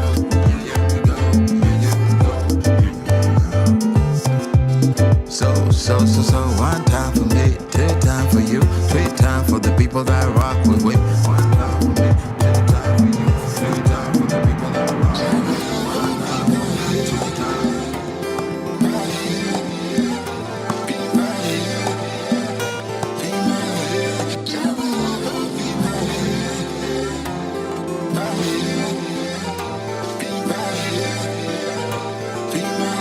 Power Radio. Tune Ladies and gentlemen, situko story baya huku mazee, zimeshika kushika. It's a good one. Riba lazima zichafwe. And we're talking about consumption on other sides of Nairobi. So we were talking about the sort of type of clientele that goes to these shows, and tulikuwa naangalia pia the potential on other pathways. And I was telling my friend, you know what? On Thika Road, I don't know. Have you thought about it? Na ulikuwa nanjibu Dagi. Tell us a bit about the potential around that side, Pia. Yeah, we're planning to bring a comedy club to Thika Road. Yeah. For sure. Yeah. We have a lot of people who've made the pilgrimage all the way to the other side. Honestly, the information for us for how to get, why we got started, where we got started, even though I knew ultimately Kenya is where it's at, was when we started, there wasn't a lot of people who were familiar with how we do comedy, the type of comedy we do, the whole stuff, the whole whatever English comedy scene. The most reliable people who would come, who understood it, didn't need recruiting, was people who, like expatriates. Like even our earlier show was full of wazungus a lot. Yeah. Where it was just like, okay, this is nice, but it's also kind of sad that we need our people to be part and parcel of this. Yeah. And now we're at that place where, it's mostly our Kenyans who are part of that. And we do know that in Thika Road, we've had people who come to shows and they're like, I've known you for 5 years. This is my first show ever. And I'm like, damn, that's good. But also means like, why didn't you come sooner?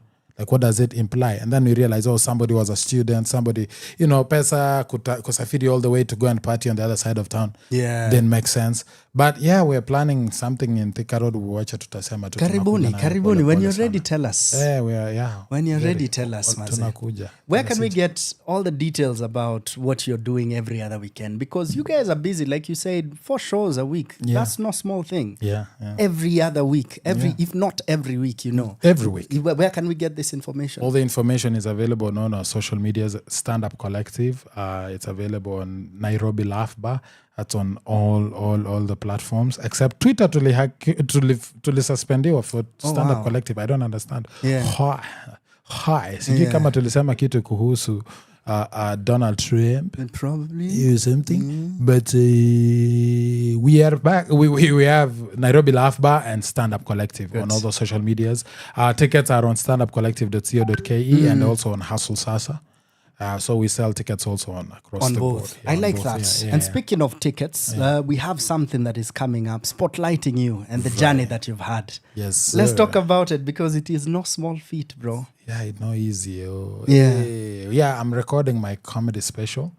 It's called Wine, just because of the age thing, man. I think my performance has aged quite nicely. That's what everyone was telling me. It's like, okay, it's aged. It needs to be served a certain way. So let's put together all the best hits of all the years, the ones that stuff that I've stopped doing. Others have, more newer material, but all a combination, a cocktail of all of it. And I'm going to perform a 1-hour special for the Nairobi Laugh Bar. We're going to record it.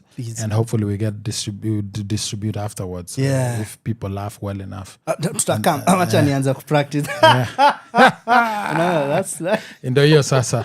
No, Jibambe kuja na mjibambe. Lazima. Yeah, I'm really excited for that, man. Is this your first one? This is kind of like, I've done some mini specials. Yeah. So there's another story. It's a very tough story. Yeah. The last time I tried to do a special was in 2019. I just Stand Up Collective was like around a year and a half, almost 2 years old as an organization. And I was like, all right, there's a lot of material here that I'm about to outgrow or I've already outgrown. I want to put it together, put it out. But at that time, the team was really small. I was doing everything almost. And leading up to the special, the preparations, tukaita watu walikuja hapo Blues at Barclays Plaza in Tao. That's where the show was happening. And we had a good show. The show started really well, the recording, everything. Except we had a small problem. First of all, I got super self-conscious about what I was wearing. Sikuletewa nguo yangu mpaka hiyo siku. And it was horrible. And I was like, I'm going on stage with this. Then I look at it, it's bad. But that was not the biggest problem. I was like, you know what? I'm not vain. I'll work with this. The next problem was, I think, was it 10 minutes into my act or 5 minutes? I got a serious heckler. No. She wouldn't shut the F up. No. She just went. And I was like, and for me, I can handle hecklers all the time. But I've never had a bad one like this. So tomorrow, I'm ready. Yeah. Like for Saturday, I'm ready for this one. But for that time, I was even young, you know. I really caught feelings on stage, which you never do, man. Yeah. You never do, because it's never happened to me before.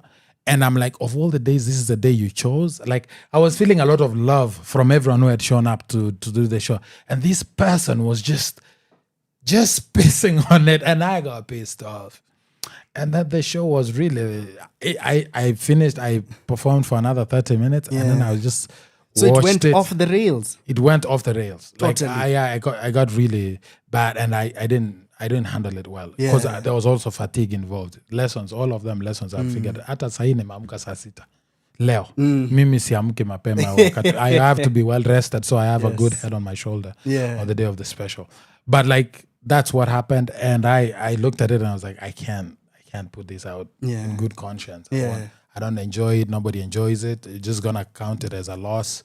All the camera people, Asanteni Sana, producer. Thankfully, it was Eriko who was also directing that one. And it was just like, so we understood. But we're gonna do something with it eventually. I hope you do. We still have it. I hope you do. We're gonna do something with it. We just needed to. I'm like, all right, let me put out another special this time because I have a whole nataka kutoa jam. I have another hour waiting. I need to get this one out so that I can.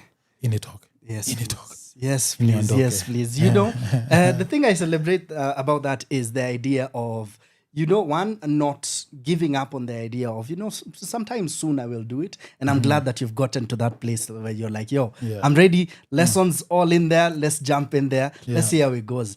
But the grander one for me is the idea of, as you were talking, I was like, you know, when you sell out a stadium, I can't wait for you to do that and just release it. Tuseme, wewe unajua kabla hapa nianze kuwa like selling out the, I don't know, O2 Arena. I actually had this one. So please keep going. 100 people strong. Thank you so much. Keep going. Yeah, and I'll be celebrating my 15th year anniversary in comedy. Congratulations, it's been really man. nice, so I'm really excited. Congratulations, Maze. Congratulations. 15 years. 15 years. 15 years. 15 years is a whole human being, bwana. Huyo ni binadamu. Binadamu mzima, bwana. Huyo ni binadamu kabisa. Good. So tell us when. You've told us the where, but please underline zote, tuambie tikiti wapi, lini, time. Let's go. March 15th from 7:30 p.m. we'll have a show at the Nairobi Laugh Bar. This Saturday. Tickets are available at standupcollective.co.ke or standupcollective.hustlesasa.shop. That's where you get all the tickets for this event, and I'm really excited to have everyone there. It's going to be a good time. It's going to be a good time, Maze. It's going to be a good time. Ladies and gentlemen, Doug Mutai, bana. Umseni mbaya. Umseni mbaya. Anacheza humble too. He's a humble man of God. Well, guess what? See him on stage. He's a beast, Maze. I will be there, my brother. I'm so excited. Thank you so much. I will be there, Maze. Appreciate it all. And congratulations. Asante sana. Congratulations so for this Thank one. you so much. Thanks for having me. If you want to get more of his story, check out the Busy Being Born podcast. Guess what? Check out the Busy Being Born podcast. Skiza story yake. 2-hour thing. Yeah. Maze. We had a 2-hour thing. Yeah, tulichoma yote ile mnatakanga. Hapo ndani vizuri. It was really nice. Thank you though. Thank you so much, Mato. I wish you well. Asante. I wish you well. Asanteni sana, ladies and gentlemen. As for me, hata mimi nitasema, I think wacha hata mimi niseme kwa heri. I'll play one more song to the end. Usijali, sitaikata, kaitanibamba, nitairudia tena. Tunafungana nani? Mashifta. Yeah, juu hii system ni ya nani? Ni ya majambazi. Machapo, majambazi. Well, guess what? Acha turudi kwa hiyo system na survive. I'll see you this Friday at Suki's event. I will see you this Saturday at Doug's event, and every other weekend at a theater near you. I'll probably be there saying Center Stage is spotlighting and celebrating Kenyan artists who are doing phenomenal works. As for me and my people in the studio, kwaherini sana. As for this government, middle finger. Peace. Power Radio. Tune in and power up. Jambazi. Ni system ya majambazi, maze. Simshajua. Mashifta.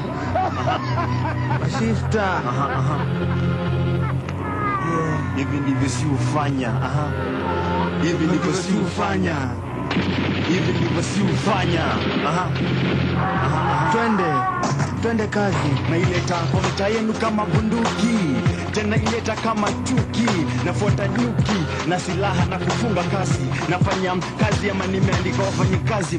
Tunakufa na umasikini, ukimwi na kuuana, alafu mtu aniambia kupanga uzazi. Uwa informa, ambia paparazi Simon siku hizi anavaa buibui mrembo, mwenye alimpea mtoto azui. Man, maintain total system ni ya majambazi. Toka kila mtu apende it wasn't me. FM zingine hazifiki ushago, uliza KBC. Wasomi, homie, wanataka vasectomy. Homie, sio economy. Barua kwa karani, amevaa miwani, aonekane handsome to my honey. Kijana anakula mahindi, unasikia harufu ya njugu. Au kwenda matanga ya ndugu, nafanya my time. Nikichungwa na Mungu, ngumu kuacha crime. Unaikula kama pilipili, akili control mwili. Msichana alibadilisha mtoto kwa hospitali wake ishi kwa hali ya utajiri. Poison watu kwa hoteli, wakuje kwa hospitali tuliofungua. Unandoto kuna baiskeli, mi ndege, chapa wasenge, DJ ni lenge na rege. Je, aha, je, wa System ya majambasi, manoya majambasi, na si vijana wa ghetto majambasi, askari wazazi. System ya majambasi, manoya majambasi, na si vijana wa ghetto majambasi, askari wazazi. Kuna vita nje, ndio maana blood pressure inapanda. Bodyguards wanarandaranda, bosses wanapimwa na silaha kwa varanda. Hawezi shiba vizuri na watoto kwa nyumba, wezi iba vizuri, police wako nyuma. Weni mali ya umma, uongo na mkono moja kwa Bible. Kwaya na mitambo ya chuma kwa parliament na nyumba za kuombewa. Unatolewa ushuru na pisto kwa mdomo kwa jina la Kristo. Hewa imejaa diesel, watu wanatamani kupumua kama magari na mandege. Protein na vitamin kwa matembe za kulevya, dhuru afya ndo pesa zitengenezwe. Technology, shortcut za kifo. System 8-4 iko 0. Miguu zinapanuliwa kwa giza.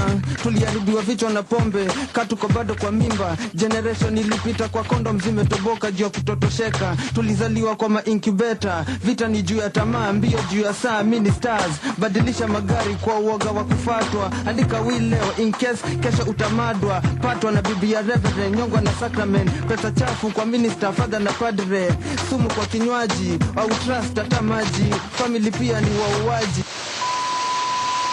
Tangu pesa pombe na shuku macho zinaniangalia, shuku mikono zinanisalimia. Gari zinaongeza mbio zikikukaribia. Nairobi mji wa wezi na malaya, wanalia machozi ya Diamond kwa lodging. Flying squad wanahoji, umetoa wapi gari na ufanyi kazi? We ni jambazi.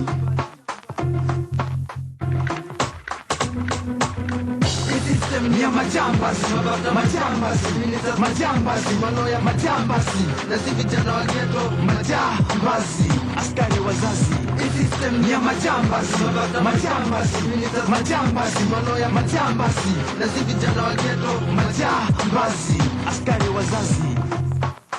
Mabroka, mahoka, mabroka, wase wa barabara, dandara, fanya kweli. Aha, je.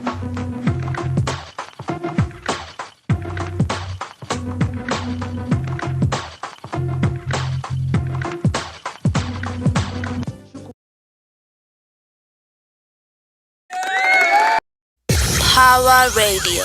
Tune in and power up.